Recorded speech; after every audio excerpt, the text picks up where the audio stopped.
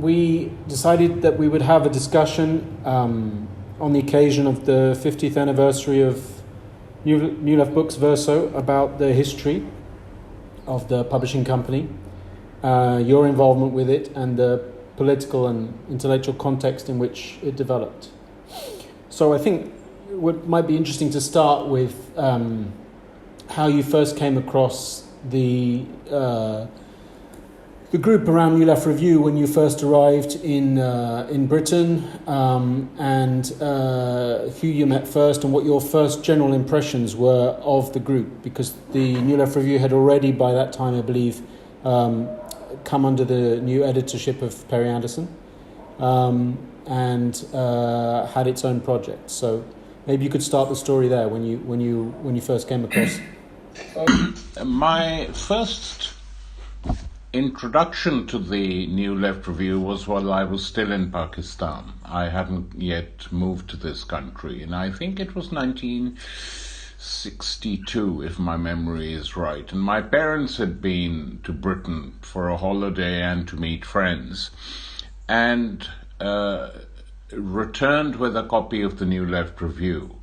And interestingly enough, that copy of the New Left Review had a detailed discussion within the Italian Communist Party on key issues of confronting the communist movement. And this sort of material was never published on the left in Pakistan, which was solidly Stalinist in ideological formation. And so it was a real eye-opener. It's not that I hadn't read other books, but the very thought that there was a magazine, because normally the magazines that used to arrive at our house in Lahore were Labour Monthly, the veteran CP magazine edited by Palm Dutt, The New Statesman, and The Nation from New York. So the New Left Review was a very pleasant surprise, and it did make an impact. And then when I moved to Britain, I started reading it regularly at university, where a number of other people read it too, and often we would discuss articles in it, but informally on the broad Oxford left. I remember the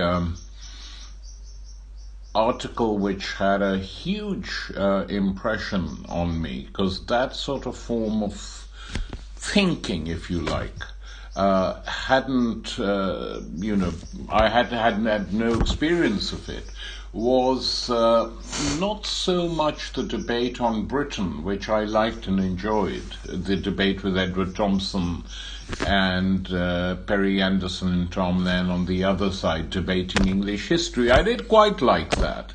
But the essay which had a huge impact on me was Anderson's essay, Components of the National Culture, which attempted to provide some sort of political and ideological balance sheet of the intelligentsia that came to Britain from Europe, and what its own preoccupations were, and what it did and how it took over key positions within Britain in the intellectual life of this country, because the local offerings and talent to do the same was of rather a low standard.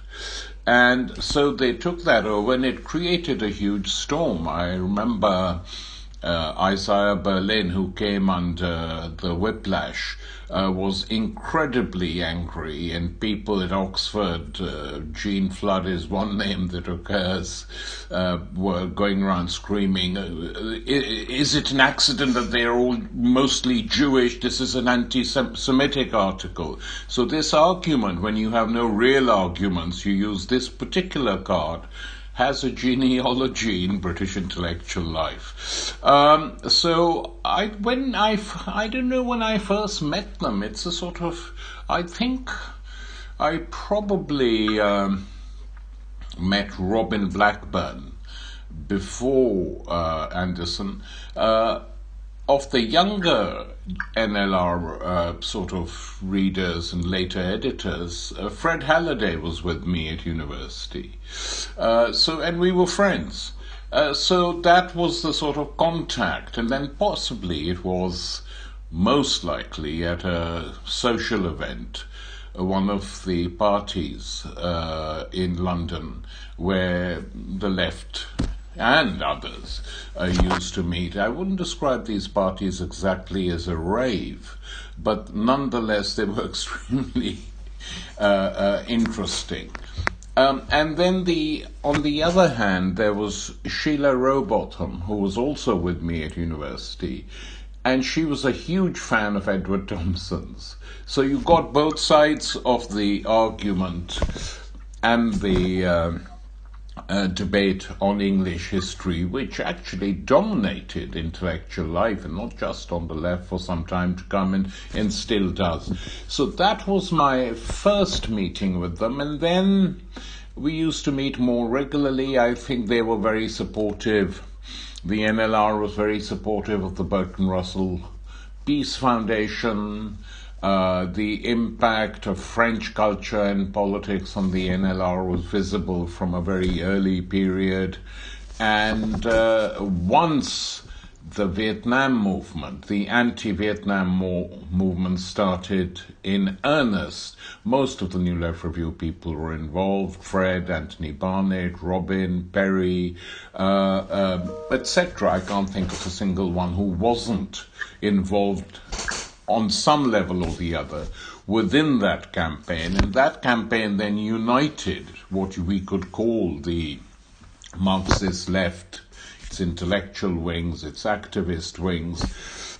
And so I began to then read the NLR very regularly, and, in the late 60s, in particular, offer suggestions for articles. I mean, it became a collaborative venture, even though I didn't officially come onto the editorial board till much, much later. But they became friends. Most of them became friends and comrades. And at the same time, there was a physical proximity, because the New Left Review offices were in 7 Carlisle Street.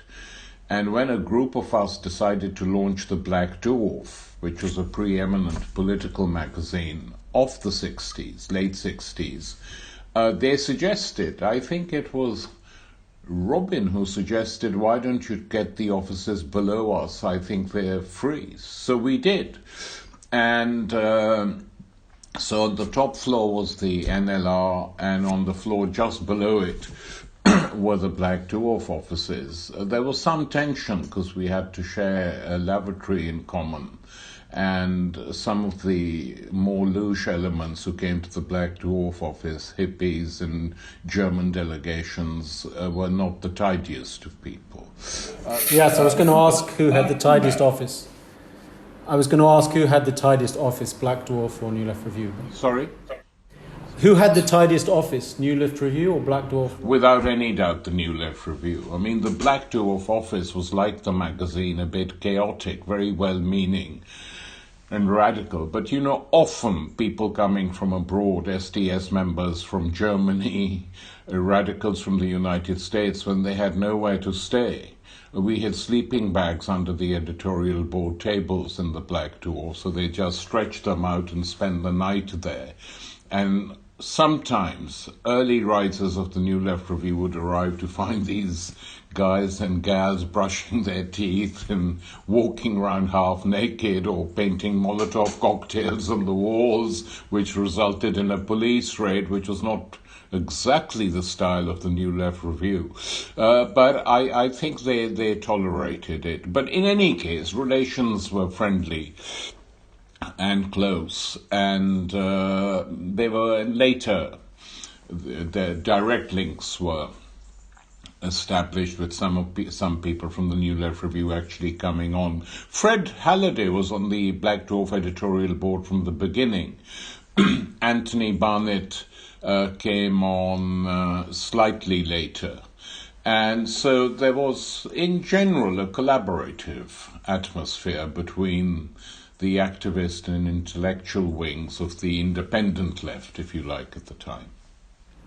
I mean, it's worth remembering, I think, perhaps for people who weren't around at the time, how young everybody was when they were involved. I mean, you look at the whole generation of the 60s. I mean, I think Perry was, in his early 20s when he took over the editorship of New Left Review. A lot of the others were very, very young. And that's, a general phenomenon.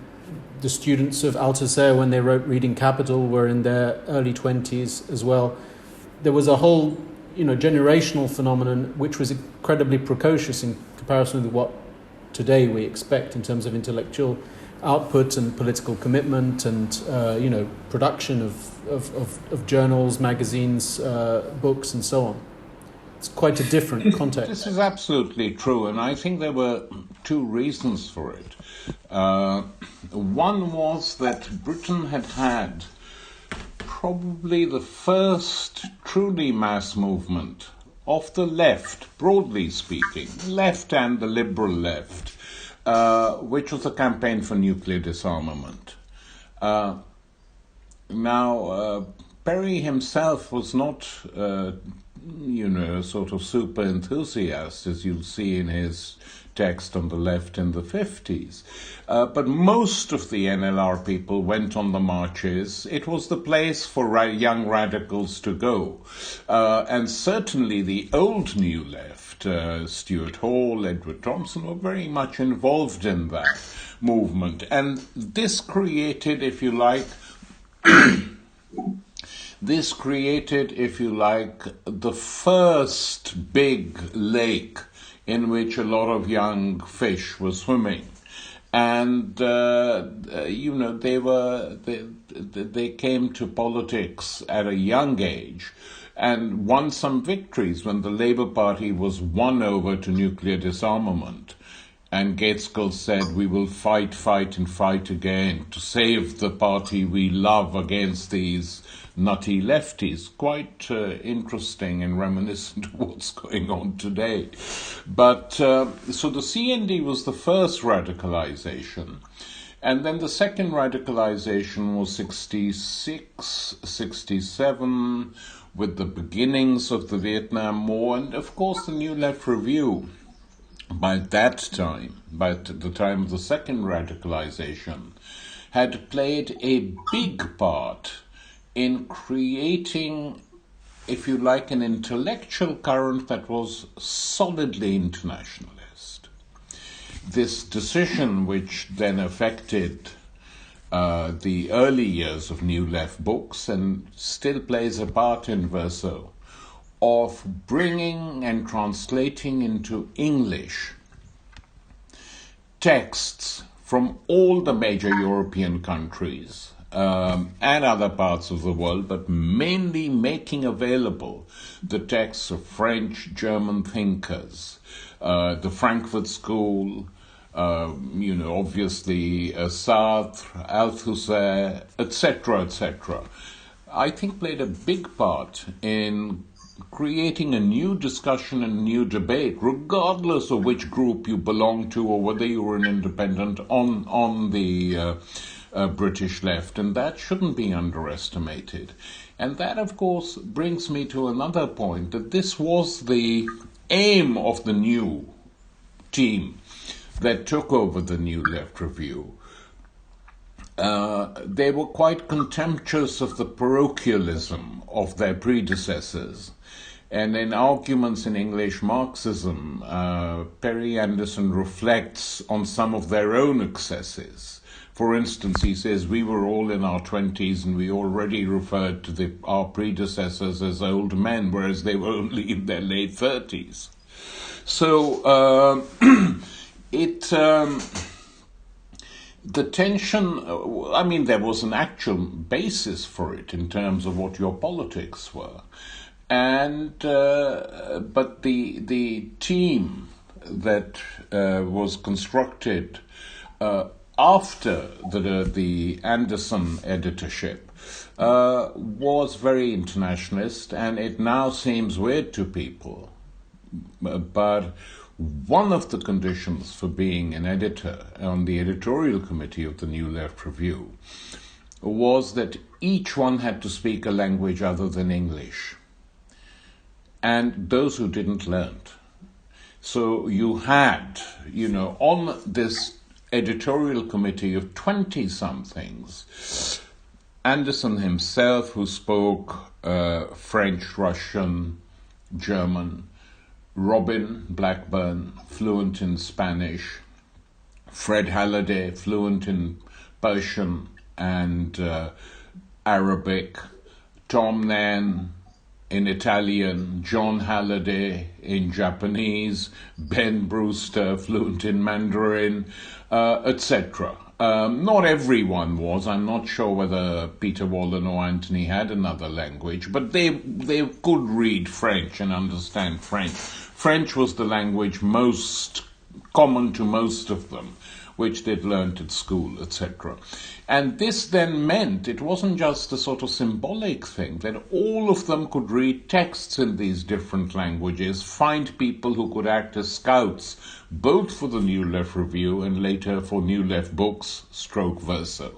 And I think that was a very conscious decision, and it paid and it reaped dividends, intellectual dividends.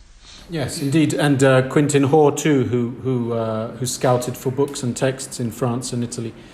Quentin was a very important figure in the New Left Review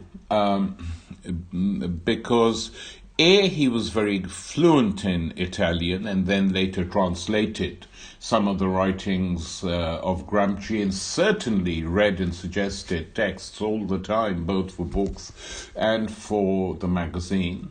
And then later, as a result of a personal decision, he fell in love with and lived with a Dalmatian, a Croatian comrade, Branka Magash. They were both very into Yugoslavia at that time. And so Quentin learned Serbo-Croat. So Serbo-Croat, one of the minor languages, if you like, of the Balkans, became a language in which at least two members of the NLR were conversant. And given the role Tito played in the opposition to Stalin globally, this became not an unimportant thing, and lots of contacts were established between the New Left Review and a layer of Marxist, socialist intellectuals in all parts of the former Yugoslavia. That was an important experience for us, which continued till the unfortunate breakup of that country. So in terms of the group that you came across and who then went on to found New Left Books, maybe you could say a little bit about, because they're quite a little bit different and perhaps less well known, say something about Ronnie Fraser, who's mainly known for his book, of course, on Spain, and Nicholas Jacobs. Yes, New Left Books was set up by the New Left Review to be its publishing arm. And there were many reasons for this. We felt we needed an independent publishing house of the left, which published intelligently written, constructed Marxist books. I mean, there was no two ways about that. That was the aim. Presented these texts from Europe to a wider audience in English. And in order to do that, some money had to be raised. And just so that people are aware of the structure of it, from the very beginning, the majority shareholder was the New Left Review as an institution. Private shares were bought by Perry Anderson, Ronald Fraser, and Nicholas Jacobs. But all of them were agreed, and later, we continued this, that no one would ever ask for or demand dividends in case the publishing house became profitable. So, though it was conceived with the structures of a privately owned publishing house, it was always different from that. And all the monies that came in were ploughed back into the publishing house to help translations, books, pay royalties whenever we could afford to in those days, etc., etc. Nicholas Jacobs himself very interested and immersed in German culture, and French to a certain extent. Sobul's History of the French Revolution, the 2 volumes, were Nick Jacobs's idea. Translating some of Walter Benjamin was Nick Jacobs's insistence. Ronnie Fraser was slightly older than the generation of Perry, Robin, etc. He had worked for Reuters. He was a sort of man of the world, a self-taught intellectual, and he was pushed in the direction of Carlisle Street and the New Left Review, interestingly enough, by a French intellectual, André Gortz, who Ronnie met when he was living in Spain working on his books. And Gortz said to him, the people you should really get in touch with are the New Left Review, because they would appreciate what you're doing and you like them. And Ronnie always used to joke later. He said, well, appreciate them I certainly did. Like them in part. But he was a really valuable acquisition, because compared to the others on the NLR, Ronnie knew something about business. So he was very important in the setting up of the publishing house, its business structures, trying to teach professionalism to the young team. And Nick Jacobs worked for a while as an editor. Both of them left for different reasons, but both played an important part which shouldn't be underestimated in the early days. And it was Ronnie's partner, Fern Fraser, who later settled in Australia, who was in charge of the design and the look of the publishing house in its early years. So when you see those beautifully colors and Spartan covers based essentially on color and typeface, it established the New Left Books brand. Whenever you saw a copy of that in any bookshop, you knew, there's an NLB edition. So of course, there was also the little Tatlin Tower logo, which disappeared later. The Tatlin Tower logo was Nicholas Jacobs's idea. He was heavily into the avant-garde, the Soviet avant-garde. And not everyone, I gather, was in favor of it, but, people went along with it. And I honestly don't have any idea when or why it was removed. I think we kept it on even after NLB transmogrified into Verso. But I have no idea who made the decision to take it off. It probably had something to do with design. It wasn't a political thing. So you have this group essentially working in the Soho area. I think it's probably useful also to say something about Soho in the 60s, because it's very different. It was a very different kind of place from the horrific place it is now. Maybe you want to say some words about the social context and political context of Soho, and what role it played in London. Yeah, well, Soho in the 60s was very different from what it is today. There's many of the buildings are unchanged. It was a strange combination of brothels, bars, but at the same time an intellectual life of various sorts, artist studios. It was bohemian in the real sense of the word. And I remember the first time I think I had a espresso coffee was at the Bar Italia on Frith Street, which was the first coffee bar to be established with an espresso machine. And so in terms of, sometimes I like to think that it's interesting we was based in Soho, because what we were trying to do intellectually, bring European ideas into the English market, the trade was doing it in different ways. So there was a sprinkling of new French restaurants and Italian cafes and restaurants and coffee bars and the famous jazz clubs and music venues like Ronnie Scott's, which still exists, and the Flamingo on Wardour Street, another big gathering place for music, the Establishment Club, which was provided high-class satire, regularly lambasting the British establishment. Peter Cook, Dudley Moore, Alan Bennett, all these people were there, and the biggest sensation, I wasn't here, I came a year later, had been the American comedian Lenny Bruce, one of the most savage wits produced by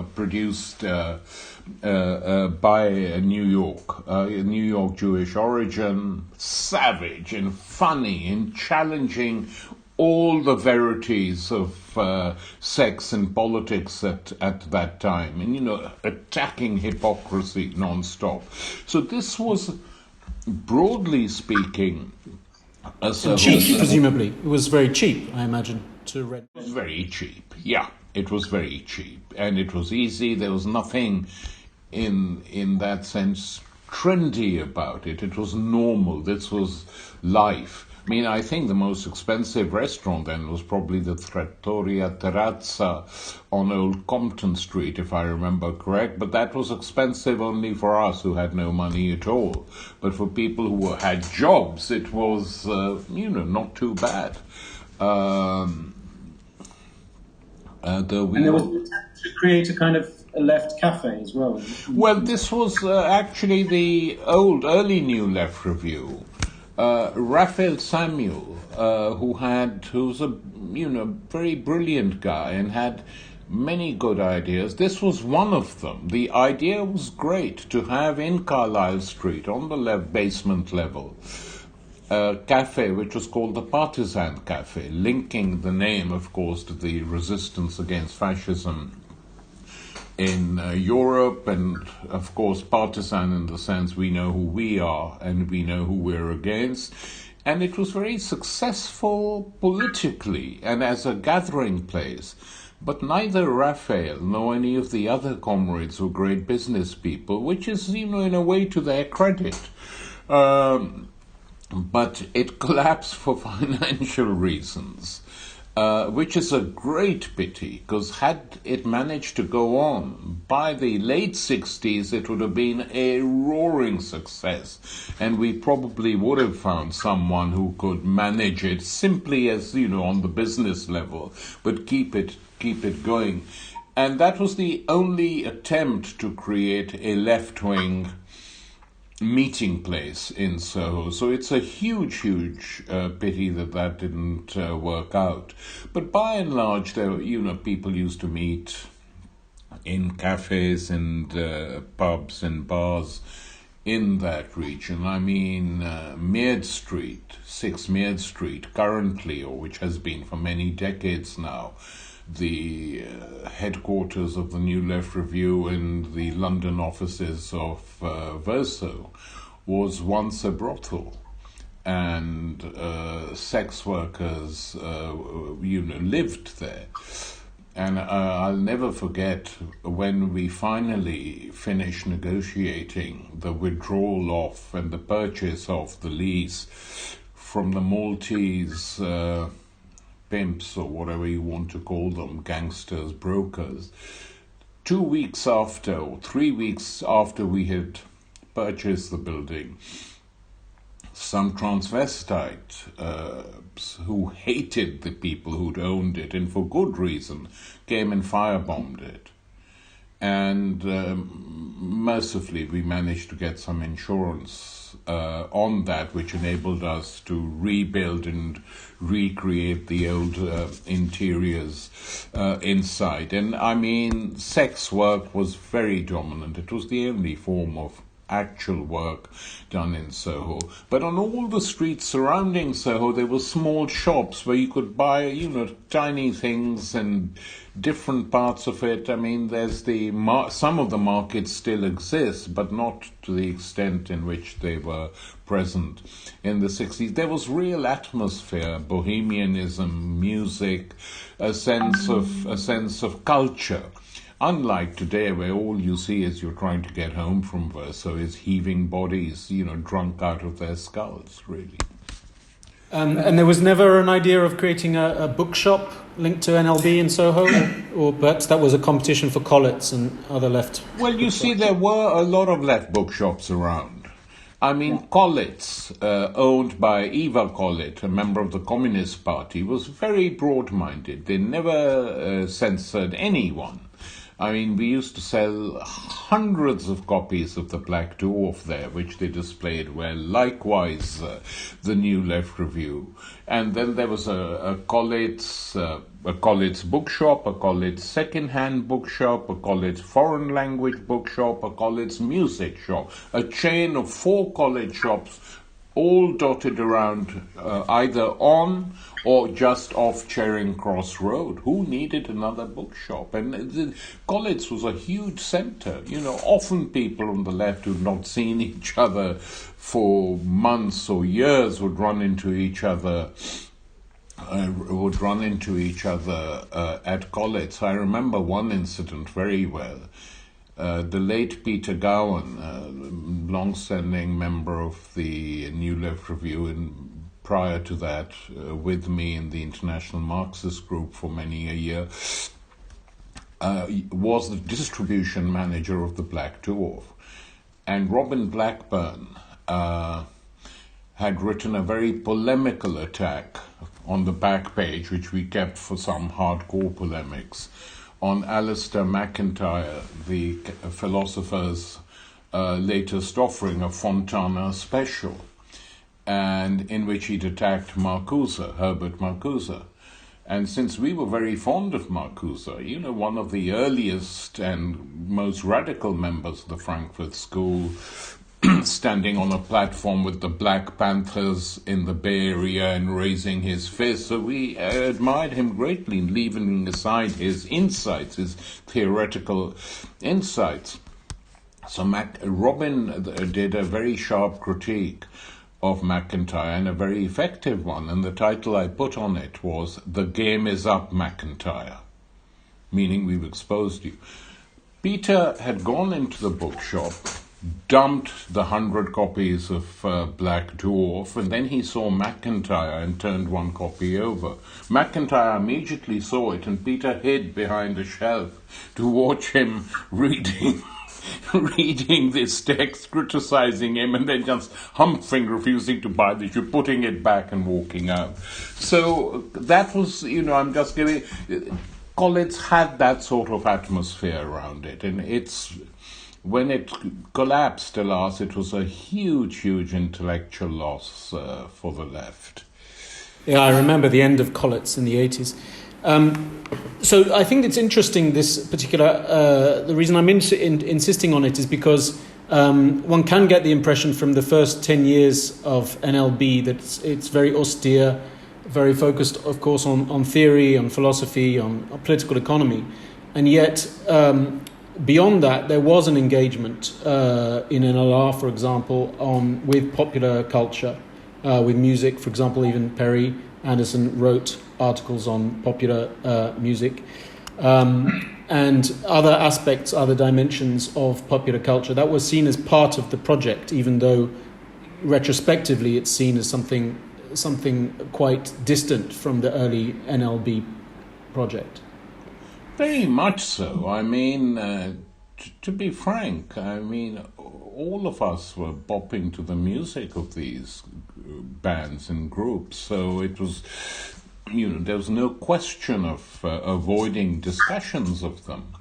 And Perry's two texts on the Beatles and the Rolling Stones, even though he used a pseudonym to write them, are still to this day regarded as cult texts and read by someone. I think, of course, he was a bit wrong on the Rolling Stones by covering up their sexism, but nonetheless, he did make some points.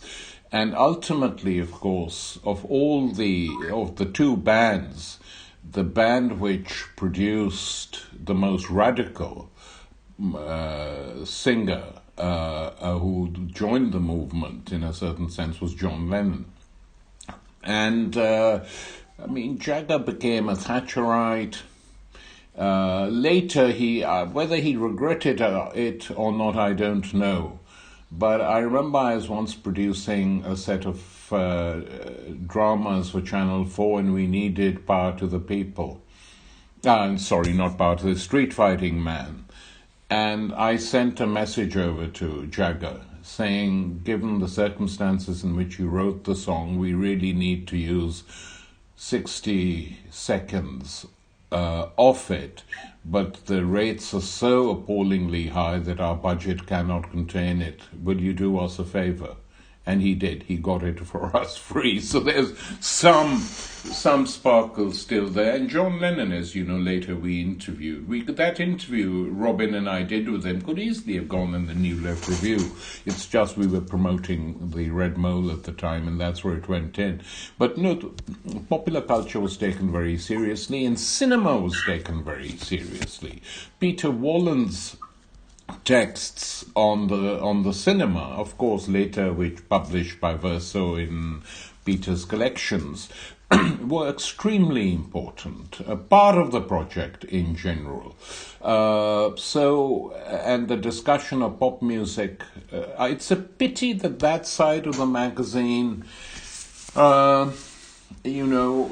shifted, more or less disappeared, and it'd be good these days for the NLR to revive discussions of cinema, television in particular, what is happening. They have done so with the so-called marginal countries, Taiwan, Iran, etc., etc. But I think a sharper critique now of what the cinema has become, both Hollywood and Bollywood, is needed. And this has been part of the tradition of NLR, possibly in those early days not reflected enough in the publication schedules of New Left Books. Yeah, because by the time punk came around, it was probably too late. Yeah. Okay, so to get back to the politics then of the period, so of course the context in which New Left Books was founded was there had already been several books produced by the team around New Left Review. There was the book with bourgeois publishers, there was the book The Incompatibles on the trade union movement, there was the book Towards Socialism, and of course there was the book Student Power, which was a bestseller. Robin had, been a central figure at LSE, had been, a figure of, been sacked from LSE. There's the occupation of LSE, the growth of the anti-Vietnam movement. And then there was, of course, May 68. Maybe you want to say something about the importance of May 68 for the NLB project as a perceived ruptural moment. Well, I think 68 and even 67 to a certain extent before it, but 68 in particular did mark a very defining moment for the New Left Review. I remember very well to this day the big march organized by the Vietnam Solidarity Campaign, and which led to clashes with the police. Armed police charged the demonstration. There was lots of violence by the police, incidentally. We defended ourselves. But I remember very well I think virtually the entire New Left Review EC, I can't, speak for everyone, were on that demonstration. And I remember very distinctly Perry saying to some of his NLR colleagues in a very determined way, this is our constituency. And I think he didn't mean it in a literal sense, but in a generational sense, that this new radicalized layer, which has been radicalized by solidarity against an imperialist war with a third world nation, these are the people we have to speak to, address, win over, educate, stimulate their consciousness, teach them and learn from them. And that is what the NLR did. So the period which opened up in 1967 with the first first significant defeat for the Americans in Vietnam, the Battle of Apak, which had taken place a year before, and the 1975 mixed defeat of the Americans, final crushing defeat of the Americans, political and military, in Vietnam, in April 1975, and the defeat of any hopes of a European revolution or dual power in Portugal in November 1975. This was the arc in which NLR and to a certain extent New Left Books functioned and produced a lot of material. And that was a formative period for the layer, both in the NLR and Verso. I mean, many people who worked for New Left Books, Verso, and later, went back on their old commitments and moved on to become sort of important figures in bourgeois publishing, and now try and forget that period. Actually shouldn't forget it, because that made them, whoever they may be now, they were marked by that period, and even hatred of that period is, in a sense, to acknowledge it. But I think the realization that the defeat of the Portuguese Revolution, the closest we had come to dual power in any European country, and the revolution was defeated largely, in my opinion, by the mistakes made by the far left and the Portuguese Communist Party, sectarian mistakes. But nonetheless, that's another debate and argument. That also shifted then the relationship of forces globally. It was seen as a big triumph. And soon, a few years later, came the victories of Thatcher and Reagan. First strike to be crushed was the air controller strike by Reagan. Thatcher made it a point of principle to provoke and crush the National Union of Mine Workers in Britain. And with these two crushing defeats, on the basis of them, on the corpses of those crushed by these defeats, neoliberalism began to be built. The link between defeats and the emergence of neoliberalism shouldn't be underestimated. Certainly in Britain and the United States. But to go back to 68, I think May 68, I think it's clear that one of the reasons it was seen as important was that it seemed, at the time at least, to offer the opportunity or the opening for the formation of a Marxist current, intellectually and politically, that was independent from the Communist Party tradition and also from social democracy. And of course, in that context, developed a whole number of radical left formations, including the Fourth International and the International Marxist Group that you were involved with, and thus one of the figures who became very important for New Left Books and for Verso throughout its history was Ernest Mandel.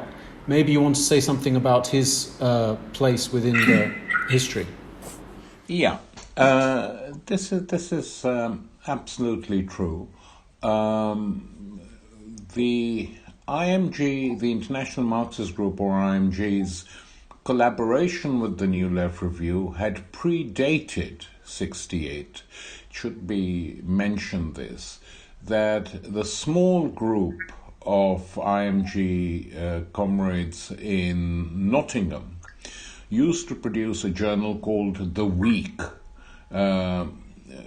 which was an intervention largely in Labour Party and Labour movement politics. And Robin in particular was very closely involved in that and played a part in communicating with Pat Jordan, Julian Atkinson and others who worked on that journal. It was an entrist journal, but very cleverly organized. Then the collaboration continued over the War Crimes Tribunal. Quintin was very involved with the Peace Foundation and the War Crimes and the creation of the War Crimes Tribunal by Jean-Paul Sartre and Bertrand Russell. So this was all pre-68. So it was strengthened in 68 by the entry of a large number of students and young leftists into the IMG, who were, quite a lot of whom were very attracted by, the New Left Review. Ernest Mandel himself, one of the principal theoreticians of the movement, very influential in Germany in particular, and especially very close to Rudi Dutschke, was always a reader of the New Left Review. He read it regularly. In his library, I remember in Brussels, there was an entire, collection of them. And I think the first article he wrote for the New Left Review was on class and nation, the dialectic of class and nation in Belgium. And this was a very strong article. I think the first time anyone had discussed Belgium seriously, certainly in the English language world. And I can't get this sentence out of my head from the themes, which were sort of editorial, semi-editorial, written explaining what was in the journal.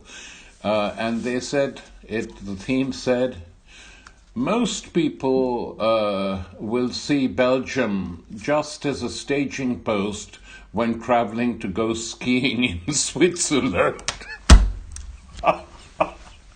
It's pre-Ryanair, this, yeah.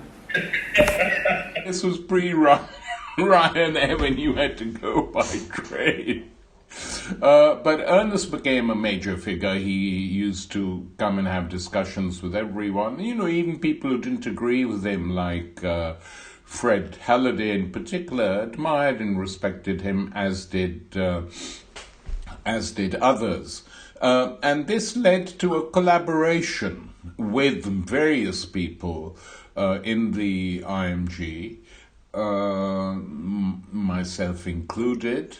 And on the part of the NLR, it was a desire to build at least one current which took ideas seriously, and internationalism seriously, and the role that the IMG had played in building up the Vietnam Solidarity Campaign as the campaign par excellence, not in Britain and the FI in most parts of Europe, had a big impact on the many of the people running the New Left Review at the time. And I think, I can't remember the year, but in 69 or 70, Robin Blackburn, Quentin Hall, Branka Magash joined the International Marxist Group.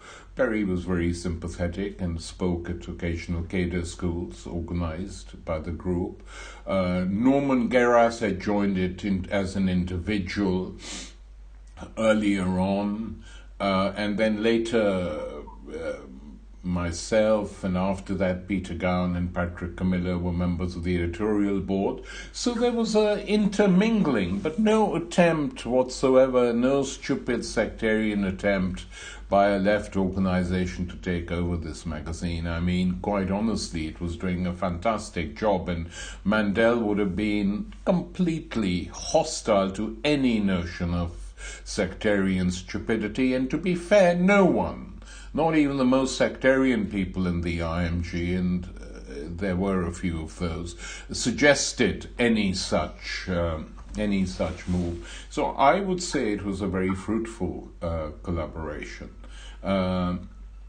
between the two. It was, for me, it was very, very important. I mean, I've not made any secret of the fact that in that particular period, the two living people who influenced me the most were Ernest Mandel and Perry Anderson. And, each helped to combat the weaknesses of the other in my head. And in your recollection, at least, the first book New Left Books published was Ernest Mandel's Europe versus America. Completely. I know it was because a packet had arrived. The Black Dwarf was still in Carlisle Street, and I think this was late 1969. And a large packet had arrived, and one of the people working on the Black Dwarf opened it. I can't remember who it was, and I said, well, it's not for us, it's for New Left Review. So he said, sorry, it's a mistake, Tariq, but look what's in it. And it was the proof copies of Ernest's book, Europe versus America, The Contradictions of Imperialism. One of the few books he wrote, which, it was a sort of wish fulfillment book, actually, hoping that there would be huge contradictions between Europe and America, and a response to the French intellectual Servan-Schreiber, Jean-Jacques Servan-Schreiber, who had written a book called Les Défis Américains, an Atlanticist book. And this was Mandel's reply to that book, which is why New Left Books published it to, take up the course. But I have to say that Servan-Schreiber was proved right and we were proved wrong on that one. And of course, but at the time, the majority current on the European far left was not Trotskyism, it was Maoism. And yet, New Left Books, Verso published very little, really, on China and on the Maoist experience. There was the book by Livio Maitan about the Cultural Revolution, but not much else in the 70s. How would you explain the attitude towards Maoism of the group? Well, I remember discussing it once with Perry in 68 or 69. I can't remember the occasion. It's a private conversation, really. And Perry said that both the People's Commissar for War and the chairman of the Chinese People's Republic in fact had a lot in common, but neither realized it. He was trying to place Trotsky as the founder of the Red Army in context with Mao, the creator of the Chinese Red Army, who actually led it. So it's not that there wasn't some, a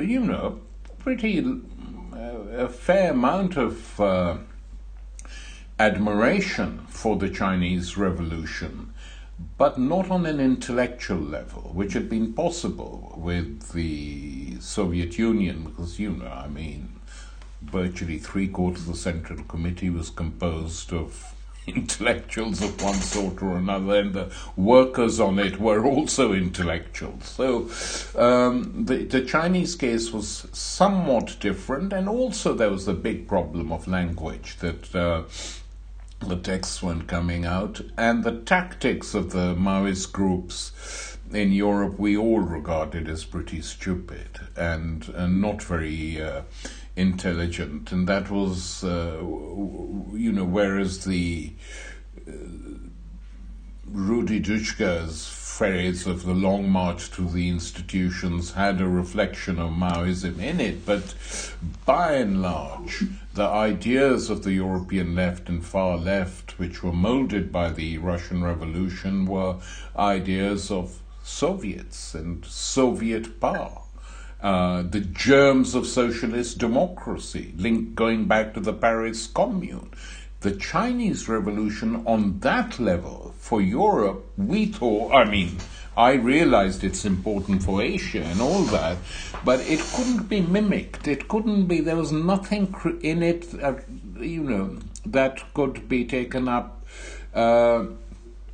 in Europe, and the sort of ultra-militancy of the Maoist groups collapsed. And also, had the New Left Review existed in France, I mean, Le Temps Moderne and its founder Sartre did basically negotiate and deal and were quite friendly with the Maoists, as the Foundation of Liberation showed in France.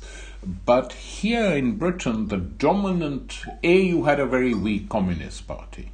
So social democracy dominant, one thing. A weak Communist Party, the bulk of the far left groups, Trotskyist of one sort or another. So there was, Maoism as such didn't arise as something we had to deal with, though, and Deutsche, Isaac Deutsche's most interesting texts, which did discuss Maoism, a very famous text Deutsche wrote, The Three Currents in World Communism, very important text, should have been published in the NLR, but wasn't. I think it was published in the Socialist Register. There was a slight allergy to, Maoism for whatever reason, by some, not by everyone, but so it didn't appeal to us as it did to, for instance, the Monthly Review people in New York.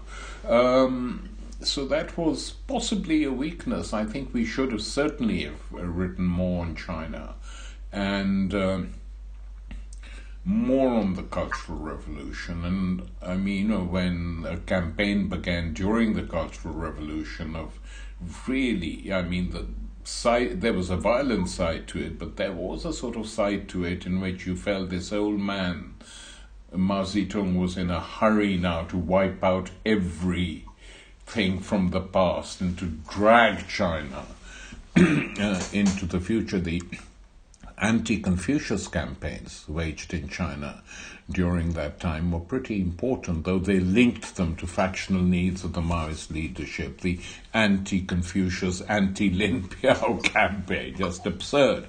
But I still think we don't have a good book on Confucius in the Western world, and an anti-Confucius written by a Chinese or a scholar, knowledgeable scholar, would be quite a useful thing to do. One shouldn't ignore that, because Confucianism, for instance, is something that doesn't just cover China, it covers China, Vietnam, Korea, and Japan. Big influence. What was it? How did it become so dominant? Did it win out against Buddhism or not? There's something like that needs to be written. But you're right, basically. China and the pro-Chinese intellectuals weren't published much in either our publishing house or the magazine, though we did, certainly to my regret, publish Andrei Glucksmann and one or two others. What is interesting, though, if we are talking about the Maoists, is that in all the European countries where they existed,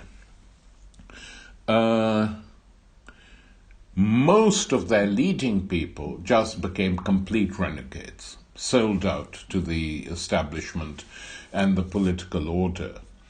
And the exception probably is Norway, where you had a huge Maoist group. It's amazing to think back now, but when Mao Zedong died, the Chinese embassy was just gobsmacked when they found 100,000 Norwegians carrying torches and who'd come to pay their condolences. Even they had no idea. It went very deep in Norway, and some Norwegian intellectuals said to me, it's because we understand the peasant background, because we ourselves were peasants till very recently. Unlike the Swedes and the Danes, the peasant culture in Norway is very strong, and they set up a daily newspaper in Norway called Klassekampen, Class Struggle, which still exists. And I remember on a trip to Norway, I asked I said, how do you manage to keep a day? It's a very good paper, by the way, the best in Norway, in my opinion. I said, how do you keep it going? And they said, I said, Maoism is good. They said, yeah, it's nothing to do with that now. It's just, compared to Liberation, it's years ahead politically. And they said, what happened here, Tariq, is this, that a lot of our Maoist leaders who became millionaires and billionaires, whenever we have problems, we ring them and they say, no, you've got to keep the paper going. You can't, how much do you need? And they say, if you speak to them closely, they say it's not all over in China. The party might come back, don't give up, keep something there. So, lucky them is all I can say. The other political pole of attraction was the Cuban Revolution, Guevarism, which was very important for the NLR and for the Fourth International. But again, it does not find itself reflected in the books that were published by New Left Books. Verso. I think the first book is Janet Abel's book on Cuba, which is in the 80s or early 90s. That's a surprising thing. It is surprising to me too, but one reason for it is that one of our authors, who was meant to write a book on Cuba, after a very promising essay called Prologue to the Cuban Revolution in the pages of New Left Review, was commissioned to do a big book on Cuba, using that as a base. And he never delivered. Now, I'm told that this manuscript still exists in one of his drawers, but we haven't caught sight of it, and if we did, we would seriously think about publishing it. And so that was a subjective error, not a political decision. And then so many other things overtook that. So instead we published books on the aftermath of the Cuban Revolution, in the years that followed, the book on armed struggle in Brazil by Guartim, books on Bolivia, etc., etc. But you're right, it is. Not Debray, for example. Debray's Revolution in the Revolution was not. Debray, that was unfortunately taken up by Monthly Review, so we would have liked to have published that, obviously, but it had already been taken up and we couldn't lay our hands on it. And I'm just trying to think now. No, you're right. We could easily have got a big long interview with either Fidel or Che Guevara. It wouldn't have been a big problem. I mean, certainly both knew of the existence of the New Left Review. And Che Guevara in particular, in his debate on the economy, Cuban economy, both Charles Bettelheim, the French Maoist economist, jumped in to attack Guevara, and Ernest Mandel defended him. And these arguments, these debates were published in the Cuban press. And in fact, without too much difficulty, we could have produced a short book on that debate and what the issues were, because they were important. But we didn't, one of the mistakes we made. It's an interesting one, that. And in terms of international links, the main focus, I think, was Western Europe. So you had very strong links with France, the League, the Fourth International there, also with Maspero, I imagine. Edition Maspero was a big inspiration for New Left Books. Yeah, Maspero was a huge inspiration, and on every level. A, the quality of the books he produced, and B, some of his cahiers rouges, the short, sharp books produced largely by Daniel Ben Said and others of his colleagues in the Ligue Communiste, etc. So Maspero was a very big influence, actually, on the founding of the New Left Books as to what could be done, what couldn't be done. Though, of course, the other restraint we had was we were, as a hardback house, I think everyone was convinced that had to be the start. But later on, when we moved to a paperback imprint, Verso, the Maspero idea, some of Maspero's ideas were forgotten, which they shouldn't have been. In any event, both... He had the advantage, of course, of having a bookshop in Paris and so on. He had the ability to pull out large numbers. All the French publishers have this tradition. It's not just a publishing house, it's a publishing house plus a bookshop, big or small. And so, you can go in and talk and meet and etc., etc. We never had that tradition of publishing houses and bookshop or publishing houses and magazines. The French had more of that. Le Temps Moderne didn't need that because, their writers were published by Gallimard and Lassalle and some by Maspero. But we couldn't function like that. We needed our publishing house to publish our authors, and initially it was more or less conceived as publishing our own people. The NLR, Equipe, and its members would produce books for it. But France was...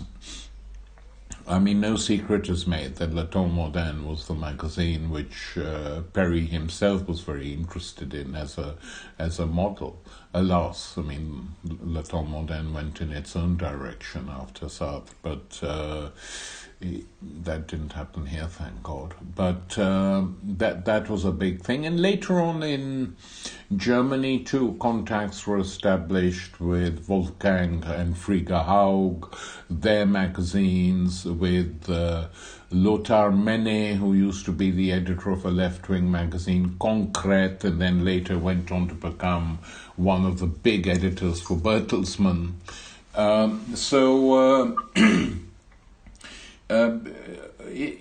We looked, the search was global to find things.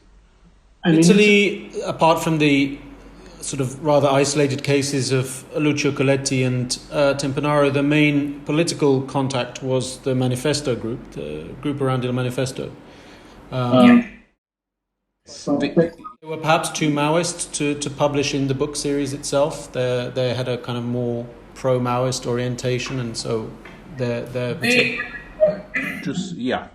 they did, because most of them, if not all, of the people who set up Manifesto were Communist Party intellectuals, incredibly fed up with the structures of the Italian Communist Party, and who created their own outfit, in defiance of the Communist Party, and were all expelled. We've published all of them, actually. Luciana Castellina, Lucio Magri, Rosanna Rosanda, in some shape or form. And they were interested in Maoism. And one of the influences on them was very good journalist, K.S. Carroll, who was married to Rosanna Rosanda and who was very pro-China, preferred the Chinese road to the Cuban ones, which irritated us greatly, because quite honestly there's no comparison on many cultural and intellectual levels. But they were in that direction. We did publish, as New Left Books, letters by Maria Macciotti, letters from inside the Italian Communist Party to Louis Althusser, which discuss many of these questions. It's quite a fascinating book. It's now what it is, intellectual history.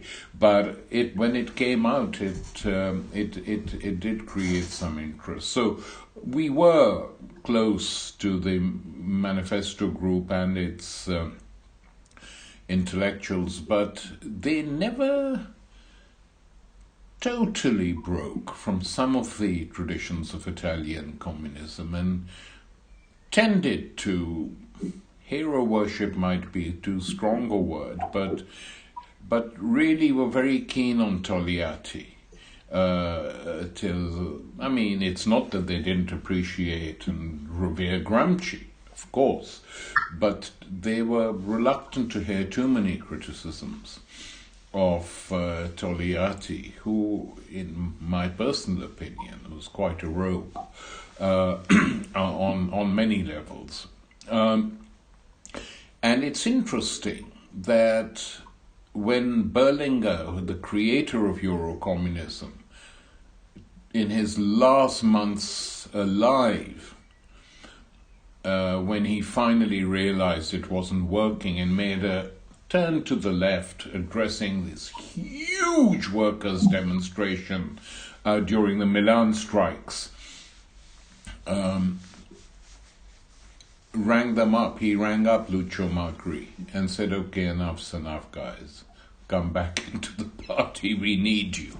So, in other words, this link, which is not a bad thing, between a large workers' party and this group of intellectuals, never completely, it had its sort of bad moments, but it was basically a good thing.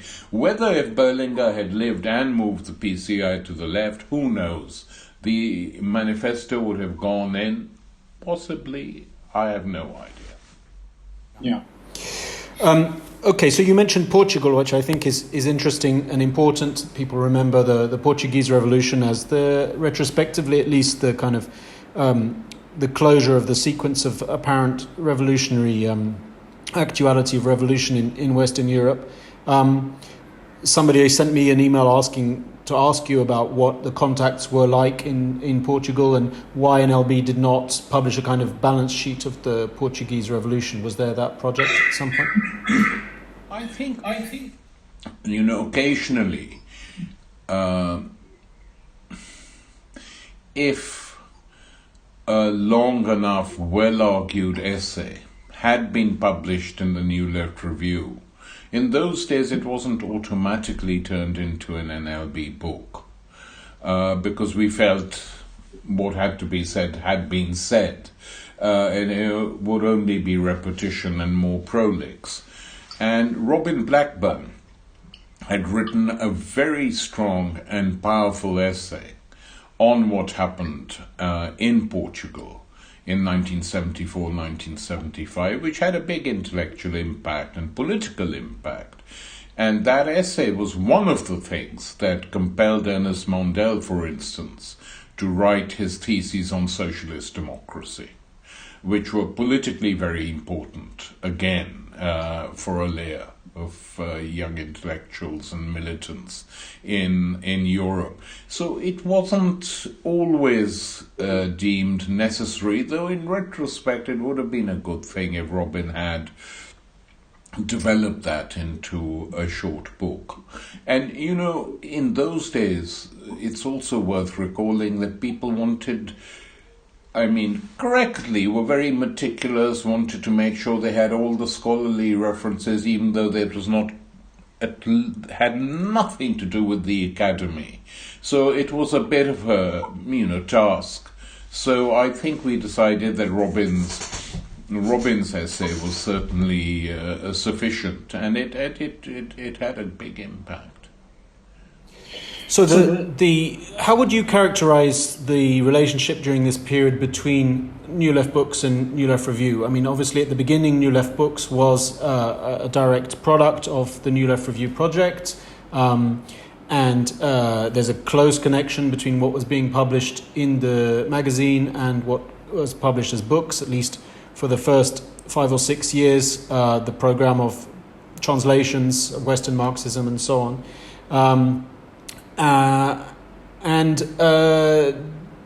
Then that relationship started to diverge, perhaps in the late 70s and the early 80s, and wasn't always as harmonious as it could have been. How would you characterize and also institutionally, the New Left Review there was a plenum structure in which Verso and New Left Review were represented and so on. That was quite a complicated period, wasn't it? There were structural problems, some of them linked to politics, but mainly not. But one thing which should be made clear is that always, from the beginning, it was agreed and felt that New Left Books couldn't simply be a replica of the New Left Review. There were texts which couldn't be published in the New Left Review, for instance, for political reasons, for disagreements, but could be published as books. And I mean, some of our early bestsellers, a book by Feyerabend called Against Methods, a sort of anarchist attack on, we published. He was thrilled with our publication of it, and it sold and went into many reprints.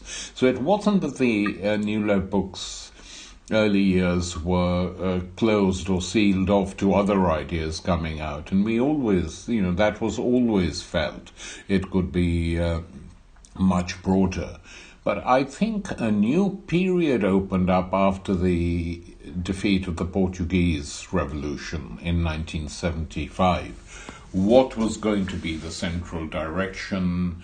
Where would both the magazine and the publishing house go? Don't forget that for large numbers of people in the world as a whole, the defeat of the Portuguese Revolution was very important for Europe, but what much of the world saw was the victory of the Vietnamese, the defeat of the United States in Vietnam, which had a big impact. I mean, including inside the United States. For several years almost, they couldn't intervene in any country because of the trauma of being defeated. For the first time in the history of American imperialism, they had suffered a political military defeat. And it had been part of an international campaign against them, which had gone into the US Army and affected and infected the GIs. So that was something to celebrate. So the contours of the defeat didn't become totally visible till 79 and then the awful 80s. And by that time, of course, Verso had been in existence and a lot of cultural studies books were published. We broadened out to make sure we had to produce some books which sold reasonably well in order to publish books which we really wanted to publish. This was something that started off in the 80s when basically it was a duopoly. Robin and Blackburn and Colin Robinson ran the publishing house. We used to call them Robin and Batman. But, no. But it produced lots of good things, that period. I don't write it off at all. I think every period, if you look at 10-year gaps, that Verso has produced some books which in retrospect we shouldn't have, but by and large we've done pretty well. Now, the structures, to come to that, how to run a publishing house was a big question. Once the publishing house had become too large just to be managed by people working as volunteers on the New Left Review. I mean, most of the people who actually functioned and worked on the New Left Review were not paid. They were not paid salaries. And their salaries were very low for Ronnie and Nick Jacobs when they were there. I don't even know whether Perry got a salary when he was working at the at New Left Books. Quintin was paid a salary, and Branca. Quintin is managing editor of the NLR, and Branca when she worked as an editor. But by and large, that tradition was that it's for the cause. It's like being in a left group. You do what you have to do. But once the thing got larger, how to run it became a problem. There was how to, in other words, negotiate the fact that this was a New Left Review publishing house with people working there, mainly in editorial capacities, who were also very political, who also saw themselves as intellectuals of one sort, but were not on the New Left Review editorial committee. There was one proposal, if I remember, to merge the two, so everyone was on everything, but that was rejected by the New Left Review, probably correctly, I think, as something that was both unnecessary and wasn't organically needed by the New Left Review. But this problem was then sorted out to a certain extent by having a plenum of all NLR editors and all Verso employees. It worked, it didn't work. Ultimately, decisions were taken which made one side unhappy, and a feeling developed that there was an A team and a B team, and a lot of self-pity and victimization feelings by some of the people who worked at Verso, some with some reason, but others largely, in my opinion, manufactured grievances which could have been sorted out, and not everyone on the New Left Review was the voice of calm and reason all the time. So this was a tricky period, and this was finally sorted out decades later when there was, after the 91 events with the coming down of the Berlin Wall, the post-communist world into being, the coming into being, America's reassertion very brutally of its hegemony, the breakup of Yugoslavia, the Gulf Wars, created a climate globally of confusion on the left and what to do now for many people. And it would have been odd if the NLR had been completely unaffected by it. It would have shown we were totally isolated from world politics, which we weren't. And some of the members on the editorial committee went their separate ways. I mean, we had already lost some editors prior to the big crisis, and a number of others left in the early 90s, and at that time we decided to restructure everything and created a New Left Trust, in which, and both Ronald Fraser and Nicholas Jacobs, as well as Perry Anderson, donated their shares, more or less free of charge in the case of most of them, to the New Left Trust. And all the New Left Review shares, which used to be the repository of New Left Review EC members, a large majority gave their shares over to the New Left Trust as well. So the ownership of both the New Left Review and New Left Books / Verso lies and is vested with the New Left Trust, which is an organization which will keep renewing itself as older members fall victim to the laws of biology. The early 80s also are interesting because there's a reconnection with E.P. Thompson on one hand via the volume on exterminism, and also Verso opens up to a number of currents you might want to characterize as to the right of New Left Books, the Labour left. So you do the book with Ken Livingstone, and there's a book with Tony Benn. Also the currents around the Communist Party, so Hobsbawm, the Marxism Today kind of milieu, Stuart Hall, and then of course perhaps most sort of most clearly the book by Leclau and Mouffe, Hegemony and Social Strategy, which is a critique of the whole Marxist tradition, including, of course, many of the authors NLB had published. How was that a conscious sort of strategy to say, well, Marxism is now on the back foot, it's in retreat, and we have to create broader alliances on the left, or was it a more haphazard kind of process? Well, it was a more haphazard thing. I mean, first, with the big defeat suffered in the 80s, the triumph of Thatcherism and Reaganism, the huge defeat of the miners' strike in Britain, crushing defeat, there was the feeling that, there were no certainties anymore. Of course, many of us were determined anti-capitalists, there's no question about that, and critical of the system and of imperialism.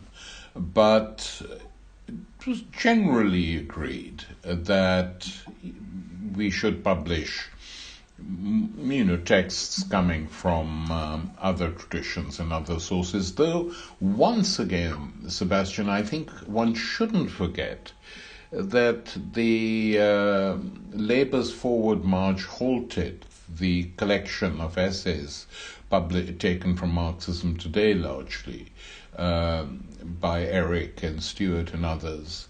It was part of an older tradition. I mean, we mentioned earlier the book Towards Socialism, which was produced in the 60s, before New Left Books and Verso existed, by Fontana, edited by Robin, in which it was a huge mix of texts by social democrats, left social democrats.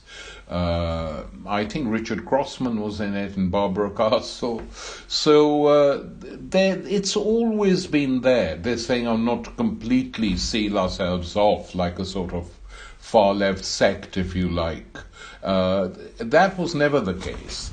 But in the 80s, with the defeats coming fast and regularly, we depend, and to be fair, the texts published in the NLR during that period didn't fully grasp the extent of the defeat that Thatcherism represented for the British working class, for Britain, the British left, for the labour movement, etc. Stuart Hall and Eric Hobsbawm, Mike Rustin were much more on the ball than we were on that. I mean, we publish, intransigent texts by Ralph Miliband and others, but they understood the situation better than we did. Of course, some of them capitulated to it, and because this is what it is, therefore we must accommodate. But that very same argument could have been made without accommodations. But they made it. It was that was the time, and so publishing Labour's Forward March halted, and other texts like that was not a foolish thing to do. In fact, it was absolutely necessary just to correct the balance. But it was more haphazard than thought out, to be frank, when texts came in. That book, if my memory is right, it was Robin Blackburn's idea. And were there doubts about publishing Hegemony and Social Strategy at the time? No. Again, this was during the period Robin Blackburn and Colin Robinson running the company. And no, Ernesto Leclau, after all, came from a tradition of Posadist, Trotskyism or semi-Posadist or whatever, and quite a witty guy known to all of us.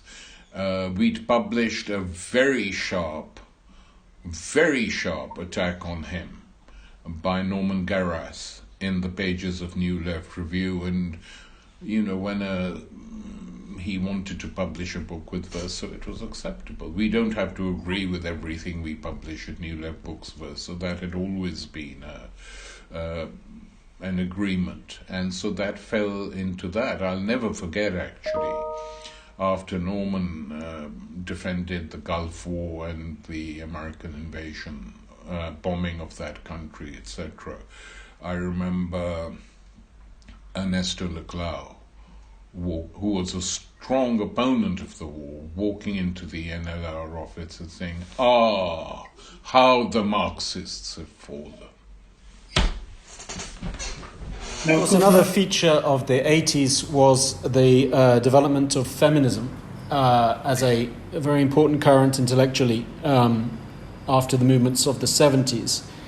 And of course, this is an area in which Verso was extremely slow in publishing.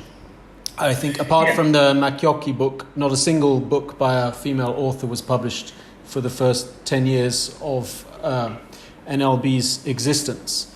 And of course, then there was an attempt to try to make up some of that deficit with the series Questions for Feminism that published about 14, 15 books. How do you feel now about that kind of deficit? It was a mistake. I mean, and an unnecessary one.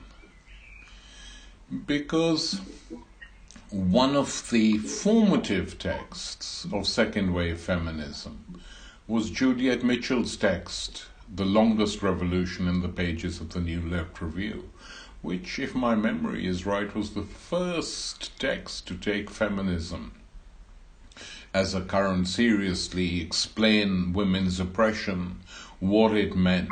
And that text, I can't remember how long it was. It had a huge impact on me. It really did.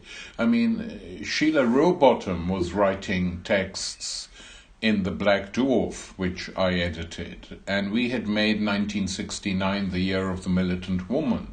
And Sheila had, a big center spread on women's liberation and what it means, and carried on debating these issues. So it wouldn't have been difficult to assemble, at the very least, a collection of all these important documents. But in the case of Juliet's text, it should have been expanded into a book. I'm sure she would have been very willing to do that. And that would have been a benchmark, hopefully, for what to do. It was a blindness, has to be said, gender blindness. And also, it's strange, the interest for Sartre on the one hand, and translating Sartre, but not de Beauvoir. De Beauvoir's books we tried to get, to be fair, but they were already taken up. I mean, she was, because she wrote, it's not that Sartre didn't write novels, but a lot of the publishing houses that published her novels also took up and published her memoirs and essays. And I think we did a interview with Sartre and de Beauvoir, both in the New Left Review, but it was too late to get her books. We were lucky with Sartre that he wrote such long books that most mainstream publishers were not interested in them. And Sartre, of course, himself was a reader of the New Left Review and understood what it was to launch a publishing house. Not that she didn't, of course she did, but we couldn't get our hands on her publishing, her books, and very regretfully. It's not that we didn't try. Yeah. I think it's probably worth also mentioning that the 80s is a time when, although she wasn't interested in writing on feminism per se, a very important Marxist intellectual, Ellen Meiksens Wood, started playing an important role in Verso and in New Left Review. So the other problematic that, of course, rises in the importance in the 80s, which again Verso was late to and is quite, obviously extremely salient at the moment, is the question of race and racism. And again, that's a surprise given the connections with Stuart Hall, CLR James, and so on, that wasn't a question that was really frontally addressed until probably the Haymarket series started addressing it in the specifically US context in the 80s and 90s. Is that also... it depends on how you define it. There is a form of identity politics which, when taken to its extreme, or even to half its extreme, we were not very keen on. We felt that this was nothing basically to say that quite a lot of it was demagogic. But the books that we should have published, again, one has and wanted to publish, were taken up by mainstream publishers. Eldridge Cleaver, Huey Newton, we've been trying to publish for decades, for instance. And books which had something to say, George Jackson, books on the prison killings. We were competing at the time with publishing houses, which we still are, though we're in a better position now, who could offer, loads of money, so to speak, to publish these books, and we couldn't. That's the principal reason why we didn't go and, try and get these books, because we knew what was going on in the publishing market. It wasn't a sort of deliberate thing to exclude the Black Panthers. Far from it. We would have loved to have published some of these books. But CLR did?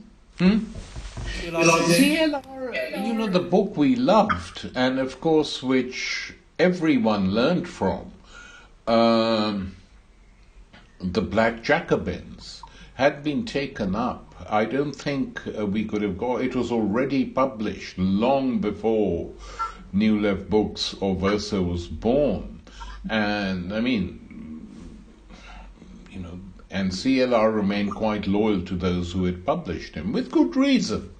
So we couldn't, him, the Black Jacobins, we would have published like a shot. There's no question of it. If we could still get it as part of our World History series, we would publish it tomorrow. But we didn't publish it as such, and Stuart's writings were not all about racism, in fact. If you go back and look, Stuart was writing about many... Policing the crisis, though. We missed policing the crisis, which is a big shame. Yeah, you're right about that. We should have published that.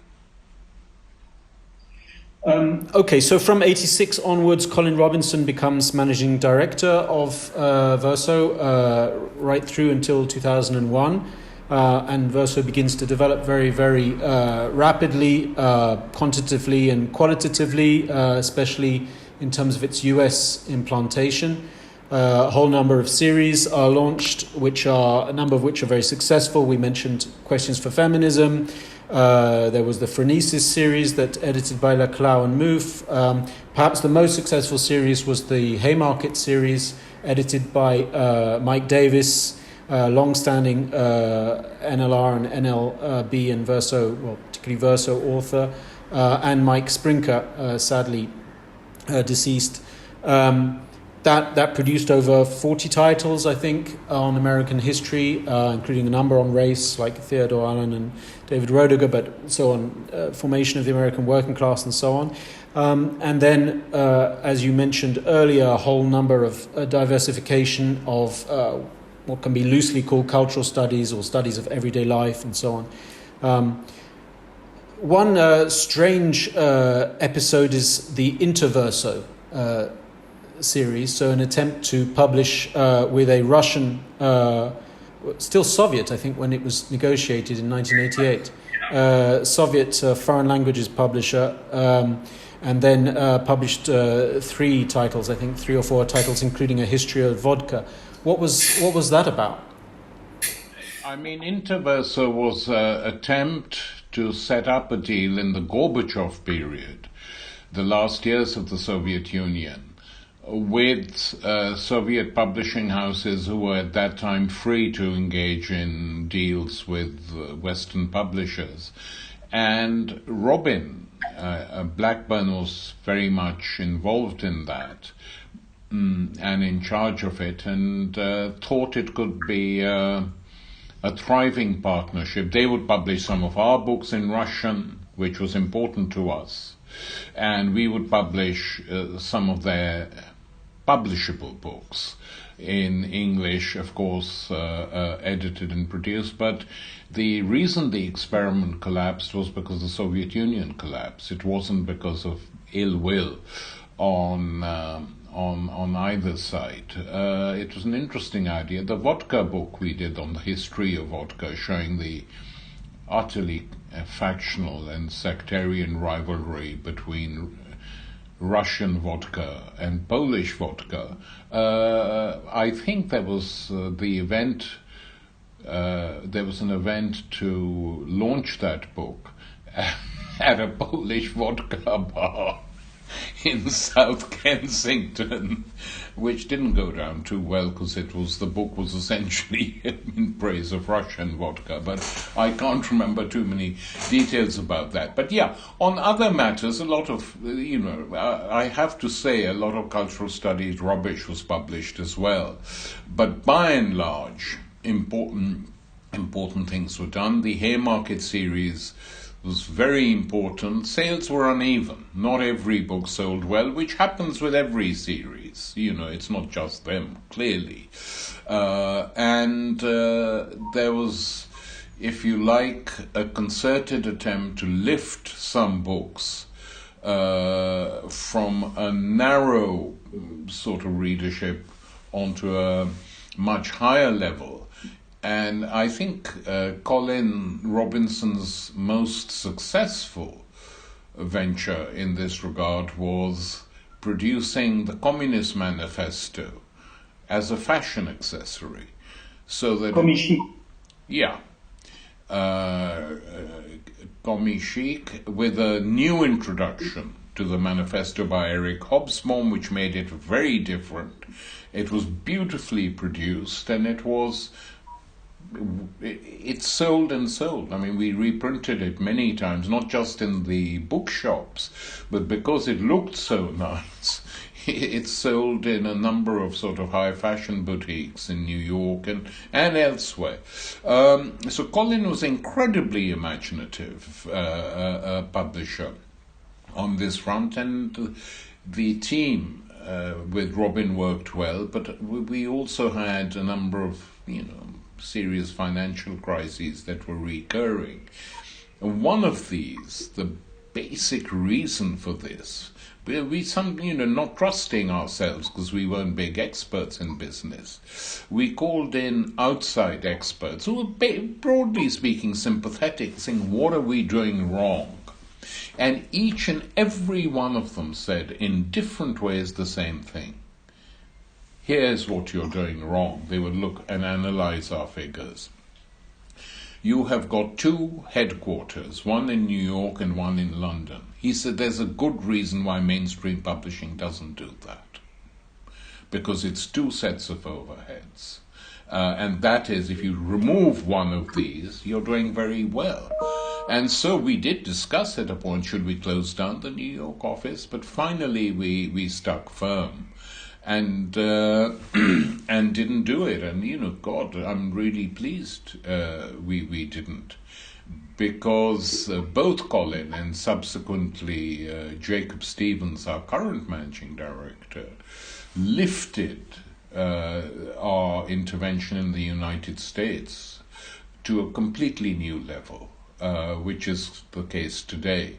So that many young Americans who buy our books have no idea that we actually who we are, apart from the loft in Brooklyn, what our background is and whether there's a publishing house in London too. But I mean, who cares about that as long as the books are doing well. But I think the Colin Robinson, Robin Blackburn team has a great deal to their credit. Certainly marked a big step forward in the evolution of Verso, even if they were not the masters of finance or great business minds. Yeah.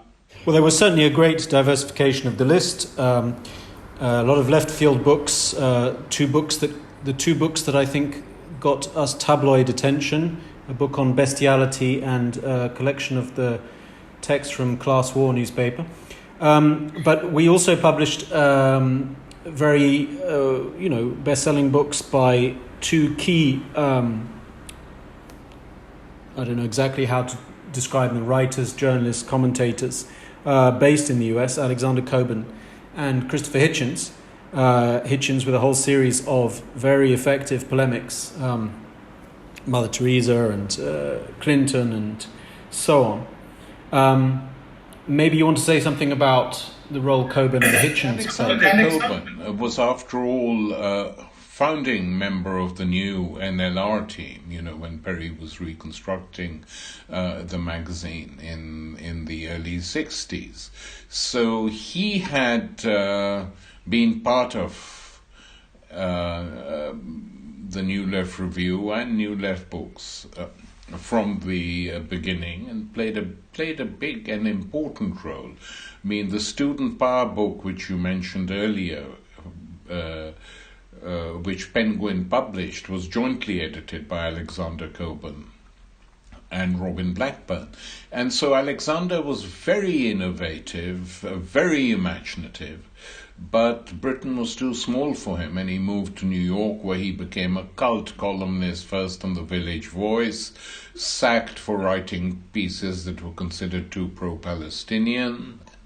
Long time ago, moved to The Nation, where his column was the most radical intervention in The Nation. He was followed there by Christopher Hitchens, whom we all knew personally, but didn't have any real contact with till he moved to the States. He too got a column in The Nation. He too knew the NLR, NLB Verso crowd quite well.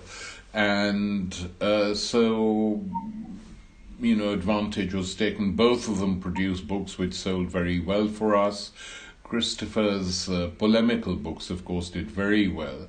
Mother Teresa actually was an idea we conjured up at Bandung File in the Channel 4 television days to do a really hard-hitting piece on her. Most of the research for that was done by a Bengali journalist who was not good. His English wasn't good enough to use him, so we decided to use Christopher, which worked wonderfully well. And then Christopher expanded that basic research into a book. And The Trial of Henry Kissinger in No One Left to Lie to on the Clintons were Christopher and Collins, I think, in collaboration worked on those, and they did very well. So no, these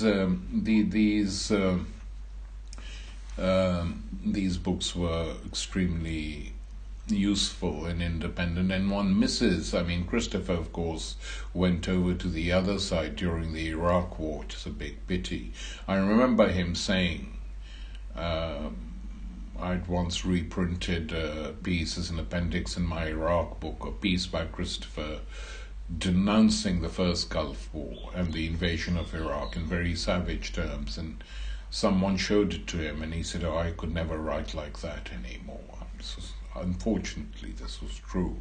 Whereas Alexander carried on till the end. His last book we published posthumously, but they're no longer with us. We're sort of discovering a younger layer of writers now. So, of course, Colin left in 2001, and you took over as editorial director for a period of time. This was the period of the second Iraq War, 9/11, and so on. Do you want to talk a little bit about that as a conjuncture? Yeah. After I think I had taken over, I'd been appointed editorial director while Colin was still there. He hadn't resigned at that time. But I missed him. I have to be honest, and I still miss him and his presence. He's a very imaginative guy in many ways. But 9/11 happened while I was editorial director at Verso, and we knew we had to move very quickly. So we did so. I mean, I wrote Clash of Fundamentalisms, got Pilcher to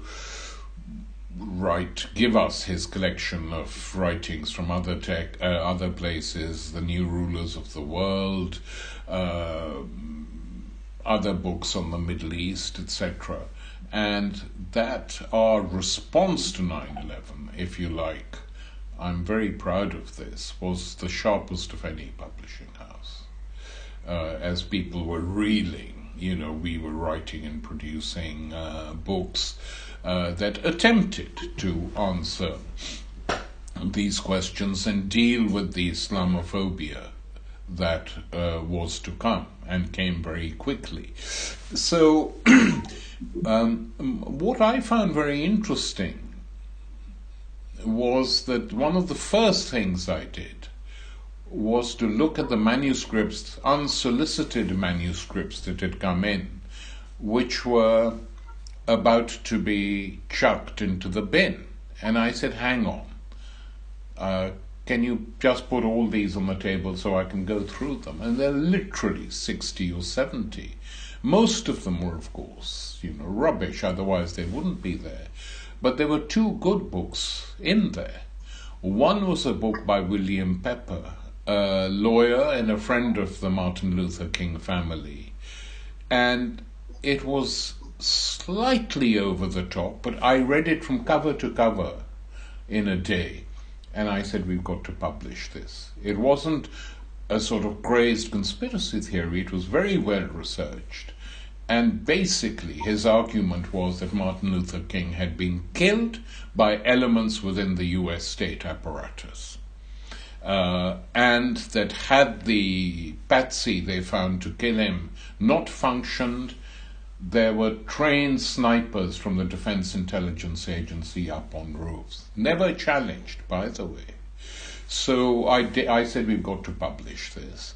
The other book was a book on history by the Sterlings, New York Newsweek journalists, who had uncovered the looting by of the gold captured and the treasures captured by General Yamamoto of Japan, again by the United States. And when the book first came out, people were just really amazed. Benedict Anderson, one of our great authors, one of our all-time best-selling authors, couldn't believe it when he read the book. But we had put a reference on that because the footnotes were voluminous. I said, we can't put all these. So we put all those up online. The very early days of using online. Ben Anderson went and saw the references and he said, I'm absolutely amazed with most of the stuff they reported. As a scholar of that region, me and many others didn't have any idea. So, and there were one or two others too. But this is why I've always insisted, and still do, that manuscripts that come in shouldn't just be read. If the idea's in it, someone should just go through it quickly to see whether it's publishable or not. And then the two big books we published carried on, obviously selling. While I was editorial director, these were two books, very different. Imagined Communities by Benedict Anderson, very sage reflections on nationalism. And a very different book, a sort of book which normally we don't sell, which was an interview with a Guatemalan indigenous peasant leader, Rigoberto Menchu, conducted by Elizabeth Burgos, Regis Debray's former wife, and in the days when she was still radical. And this book and its sales really shook us. I think it was Robin Blackburn who negotiated that, and it completely, went ballistic as a book, and finally managed to win her the Nobel Peace Prize. Not an achievement we can put at Verso's doors most years. So, and Imagine Community. Sorry? Both total flukes. I mean, no one thought either of these books would sell. I mean, we thought Ben Anderson's book would sell a decent amount. 4,000 or 5,000 copies, scholarly book. Just took over. Translated everywhere. Verso sold the rights in, I think, dozens of languages. And Ben we were all surprised, the author included, at how well the book had done. But yeah, flukes in the sense that you can't predict, which is why I always advise the market is not reliable, that you produce one book which sells a lot, the same author can do another one which won't sell as much. This idea of mimicking success never works, in my opinion. I mean, I have personal knowledge of this too, but so does Ben and others. And a book should largely be judged by its content, and that gives you a realistic estimate of how many copies to produce. I mean, one of the things we were doing because of our successes with various books was overprinting a lot. And when we brought a professional in to run the company, we were hoping that Sir Giles O'Brien, that he would actually establish some structures, which he did, and some of his most useful advice was on never overprint a book. And I think that has by and large been followed by Verso ever since. We were losing silly amounts of money overprinting because no one cared, hoping it would sell. But often these books didn't. Perhaps another aspect you want to talk about, because it directly concerns you, is how we have tried in the past, and we're trying again, to branch out beyond just non-fiction books towards novels.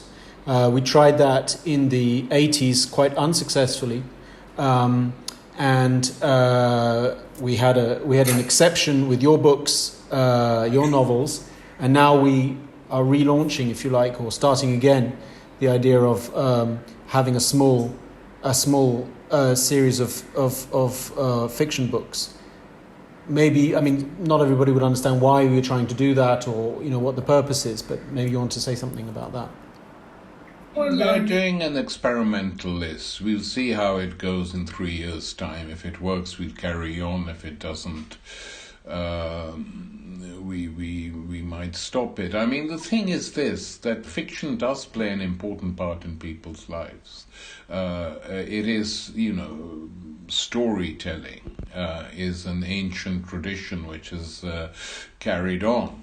And so a lot depends on the capacities and capabilities and breadth of an editor, fiction editor. Some of the best fiction editors in the trade are specialists. There are some who will only do fiction from East Asia. They specialize in that. There are others who take on different parts of the world. So it's, some of the books which have done well for us is actually, one of them is by a young Indonesian writer, Eka Kurniawan, whose first book was suggested and de facto, translated by Benedict Anderson himself. We published 2 books by him. And my own feeling is that we should try and publish literature which mainstream houses would regard as awkward, edgy, etc., and not go too much for mainstream type literature which any other publishing house, fiction publishing house, could buy and sell.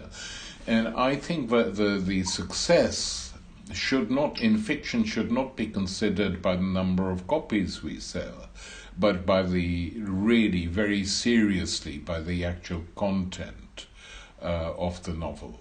The models from the last century of novels, on the left are Victor Serge, who's now going through a big revival thanks to the New York Review of Books publishing house. Sartre, of course, was a novelist whose books were taken by mainstream houses and sold, but they had something to say. Novels which have nothing to say are largely empty. But look and sound good for a few minutes are not books we should take on. Some of the Scandinavian stuff we've taken off is interesting, I think, but we have to look beyond that. Okay, so as we mentioned, after Colin left and after you were editorial director, there was a deep crisis. Verso was at death's door almost.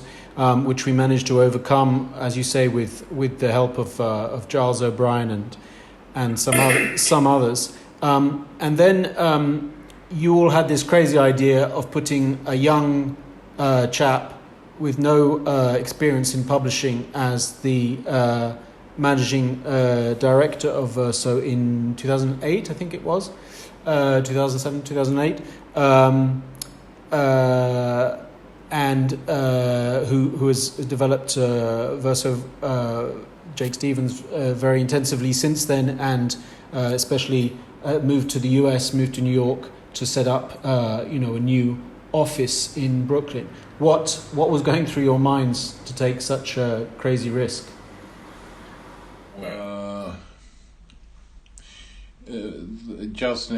I had to leave doing full-time work for Verso because the aftermath of my own books in 9/11 produced a heavy pressure to travel all over the world, lecturing, talking, etc. So that was why I left working full-time, but obviously functioning on the editorial committee, etc., etc. Giles, I think, always realized, because though Giles O'Brien wasn't political like we were, he understood very early on what we were up to. And he once said as much to Robin Blackburn and myself when we brought Jacob onto the Verso board and, working with Giles, etc. He said, "Oh, I know what you're up to." And I said, "Well, what are we up to, Giles?" He said, "You're training Jake up to take charge." So both Robin and I started laughing because, of course, that was indeed our purpose. But I think that period of training was important. But more importantly, Jake was hired by the New Left Review, worked on the New Left Review editorial committee full-timer, so he knew very well what Verso was, what the New Left Review was. That was very important for us, actually. It's the first time since the early days that we had a New Left Review editor taking charge of the publishing house, because the others we've talked about had never been, apart from the NLB period, on the New Left Review. And even more importantly, it was how Jake transformed the New Left Review system, internal system of subscriptions, getting an online presence that was completely convinced everyone that he was the right person to take charge of Verso. And often we rue some of our errors, but this, I think, was far from being a mistake, was very prescient, because the creation of the Verso website some years ago and the introduction of direct sale of our books via our website, established some years ago, has proved to be a gift from heaven in the coronavirus COVID-19 outbreak, with the bookshops closed down, where the website and Jennifer Teague, who effectively runs it and organizes it, has managed to transform our sales figures. I mean, this I'm quite happy to boast about, that our sales figures this year, the last 3 months, compared to last year, before the virus, are 300% up. Our sales. So the website sales. Yeah, obviously on the website sales, but still, it's helped us to survive. God knows what would have happened if we hadn't done that. So I'm not saying that all our troubles and problems are over, and it's also made us think very carefully about offices and office space and how we work and what is going to happen over the next year. Many, many people are thinking very creatively now on how to move forward.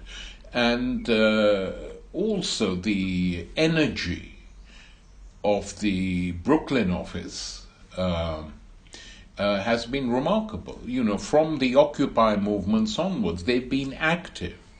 Very sad that one of our extremely talented young potential publishers, Clara, died in a car crash in New York. I miss her greatly, and she would have developed very big things, I feel.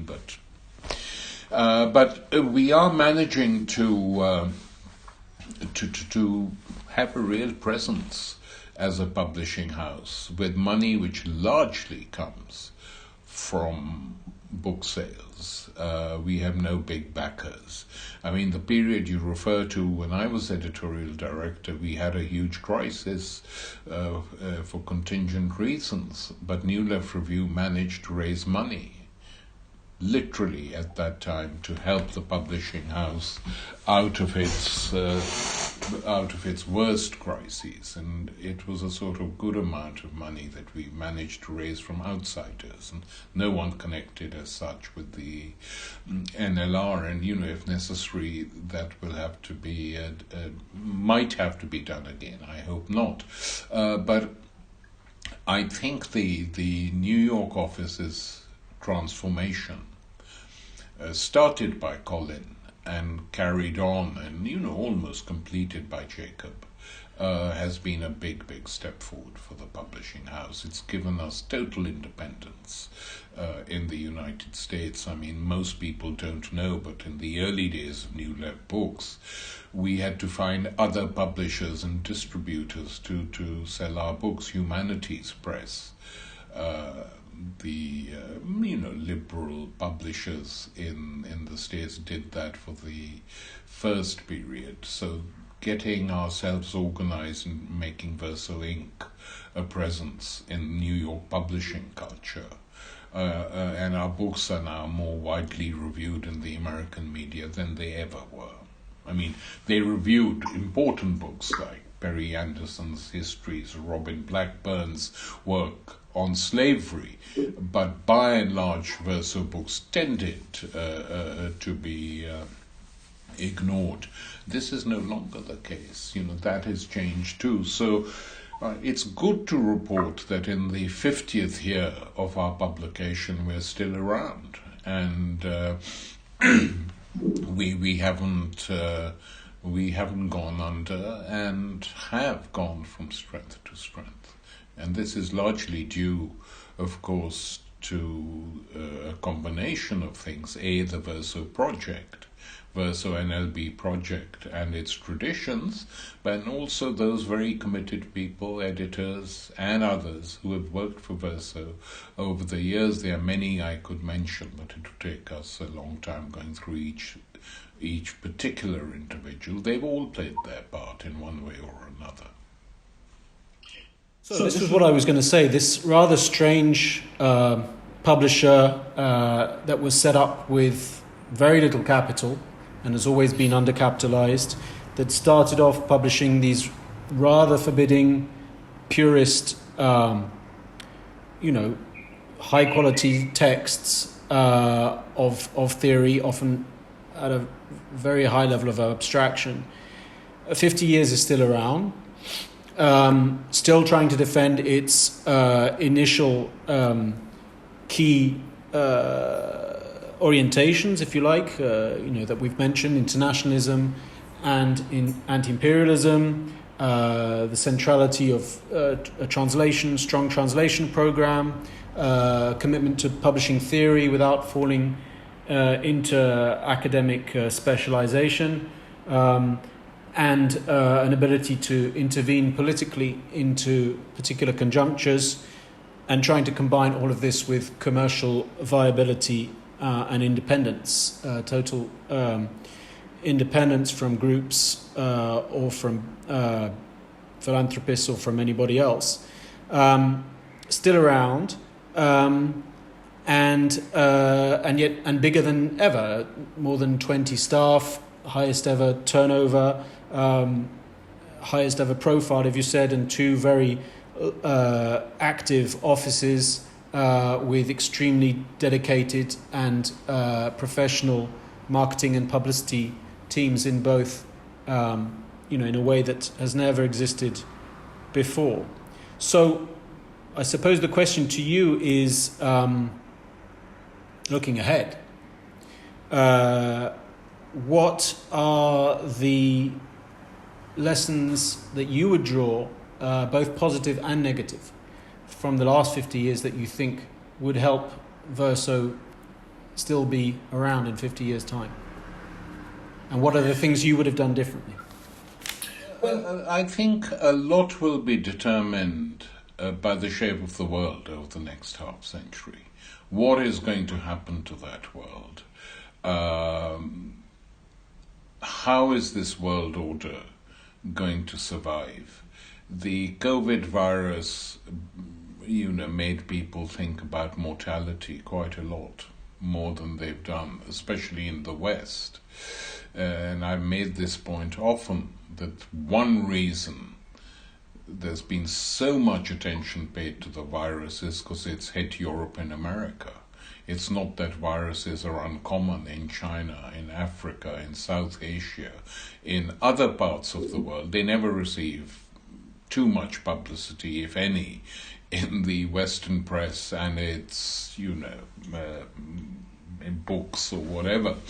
But it has done so, and it has also highlighted the current crisis, the necessity for changing the way in which we live in terms of the ecology. I mean, everyone remarked from big cities all over the world, Delhi, Calcutta in India, Karachi, Lahore in Pakistan, Jakarta in Indonesia, Beijing, London, Moscow, Paris, Berlin, that one of the joys of the virus period has been the fewer cars on the roads and an ability to see the stars at night with the pollution clouds no longer present.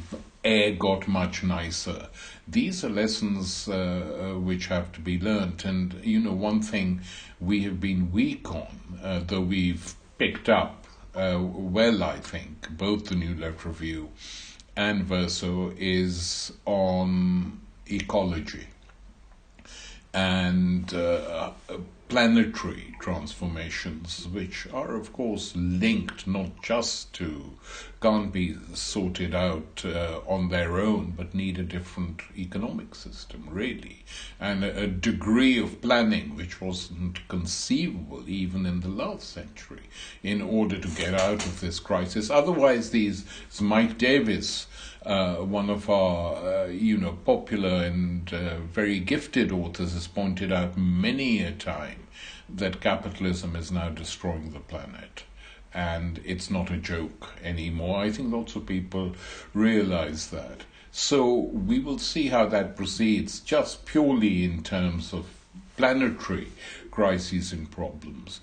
And politically, of course, I think the big clash in what is the rest of the century, as we're beginning to witness even now, is going to be the clash between China and the United States of America for domination of the world market. This has started. Big Cold War atmosphere building up. The Europeans under heavy pressure from the American state, both the open state, public state and the secret state, to get their acts in order so as to confront China. And often one is asked questions, could that lead to another war? Well, it could, but if it did, the destruction would be so enormous that it would make everything else pale in comparison. So if Verso and the New Left Review move forward, they have to take all these things into account. And who knows, just on this theme, what will happen in terms of paper production, Sebastian? how long will books as tangible objects last, or will everyone be so used? The new generations don't read newspapers. They read them online if they have to, which has led to a big sale. Publishing houses have not gone that way, contrary to many doomsayers, because a book is still something very different. And people like a physical object to read on. It's easier in many ways. The same applies to magazines, some magazines. So a lot will depend on that. But in terms of what we have achieved, I think the foundations have been laid to continue and carry on. And one of the things I would strongly advise against is any tendency to try and judge a book exclusively by its sales. And sometimes, to give you an example which a colleague of ours used recently, you have to have objects in a house which you don't often use, but are absolutely necessary to save that house, like a fire extinguisher. How often do we use that? So a big, good book on Marx, I would compare to a fire extinguisher, always useful to have in the house for reference. So once there should be no grumbles, though we'll only sell 100 copies of that. That's fine for some books, not for all books. We couldn't exist. But the political and theoretical content of a book sometimes justifies publication. And then, you often get surprised by books which, take off when you weren't expecting them to. We've mentioned Imagined Communities and I, Rigoberto Menchu. We could also mention The Spirit of Capitalism by Boltanski and his co-author, which we produced at a very high price and which sold out and had to be reprinted, and the paperback's done quite well. So it's a balance that has to be found. And that balance, I think, is going to be very necessary in the future of both New Left Review and New Left Books Verso in the years to come. Maybe you want to say something about our plans then, about the book club, about our attempts to try and get our books, make our books available in the global south, starting with India and so on? Things we're doing which are quite important. It's not that we haven't done some of these before, but one of these is that we have, in the past we've done this in collaboration as well with people we regard generally as, progressive and on our side. With the New Internationalist, we distributed their books, though they did all the editorial work. It was good for them and good for us. It worked really well. And we're doing similar projects with Jacobin, doing a series of their books, which has worked well. We've just started a process whereby the intellectual, cultural political magazine Salvage is going to do a series of short books for us, which I hope will benefit both us and them. So these things we've been doing before, and we have to carry on, just keep an eye open for what is going on. What we haven't done before, seriously, is publishing in the global south. And I think this is very important, given that English now is the major reading language in South Asia. And South Asia is a sort of continent with well over 1 billion people. I refer to India, Pakistan, Bangladesh, Sri Lanka, just to start off with. To start producing our books at cheaper prices so that young students can afford them is really pretty important task for us. I wish the New Left Review would do the same, because it's the same problem. People want to read. Of course, the online helps, but people still have to remember not everyone going to universities in South Asia have laptops. They use library computers in many cases. These are sort of expensive accoutrements.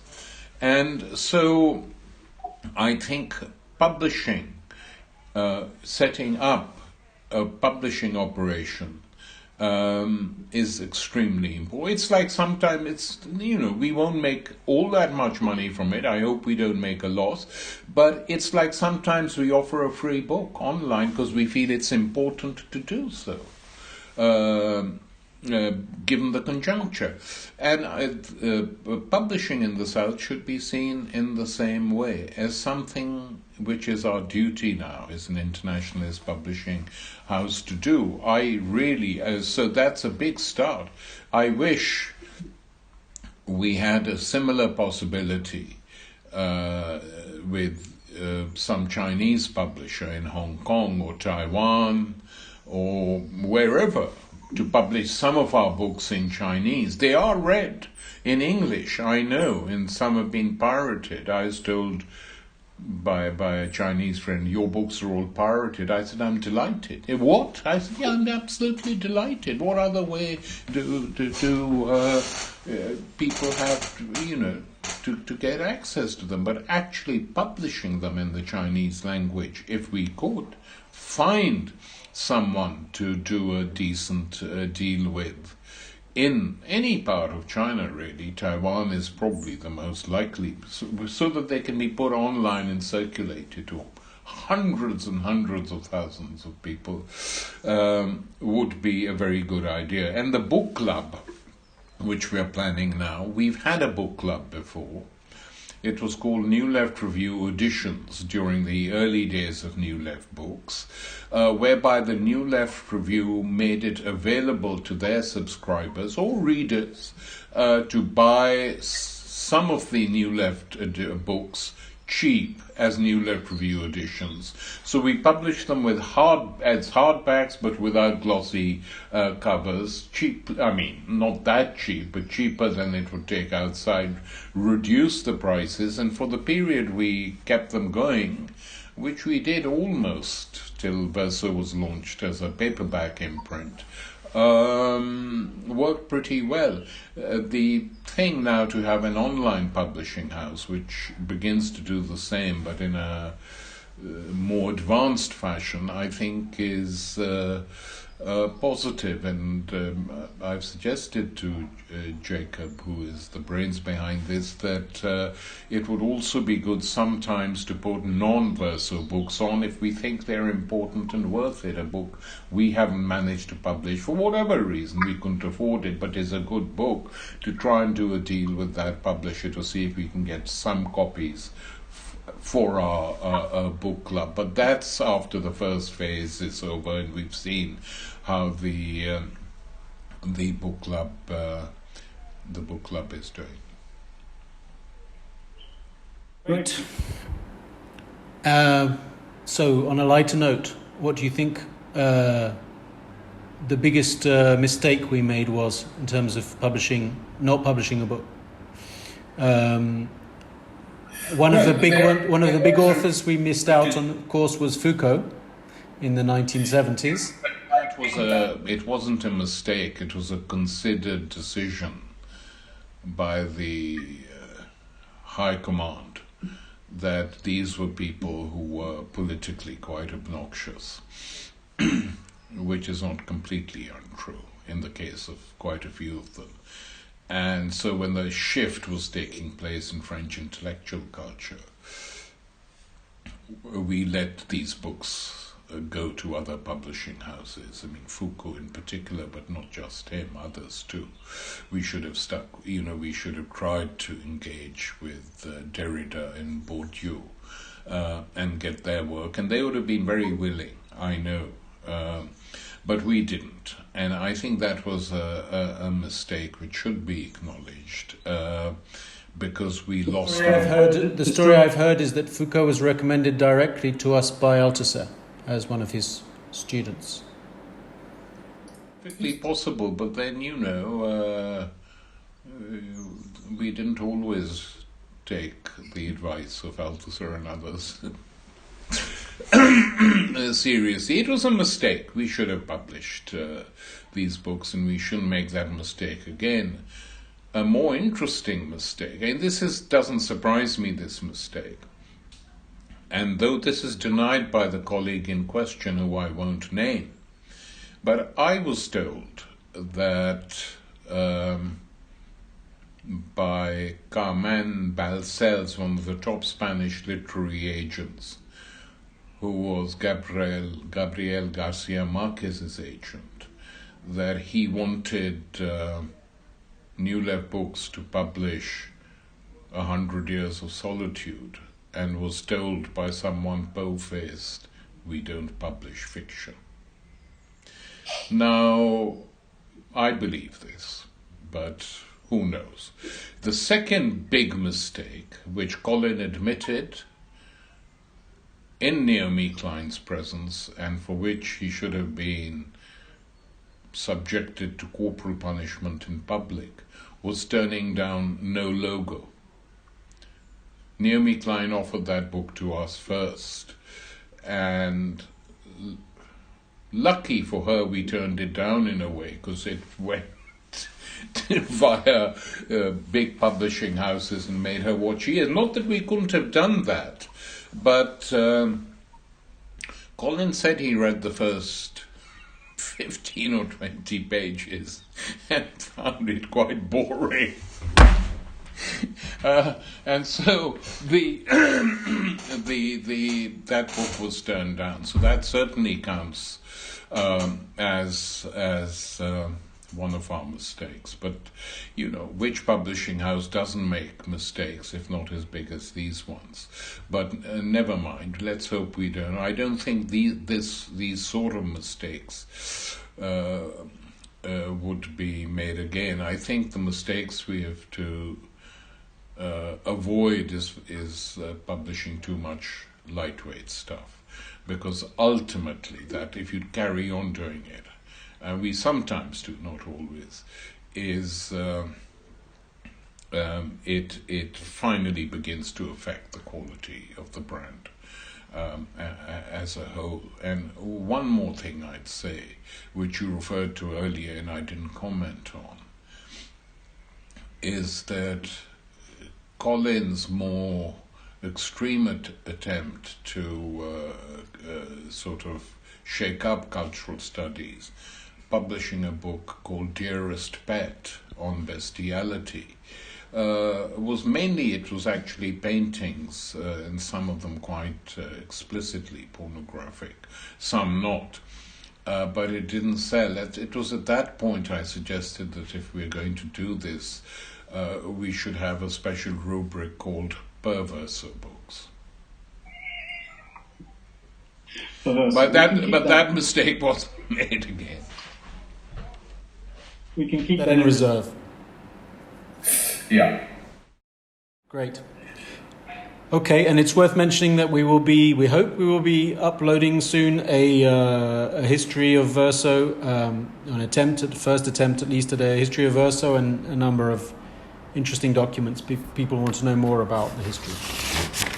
Anything you want to add? Yeah, no, I think we should. Yeah, definitely, we should tell our readers and others that soon we will be putting up on our website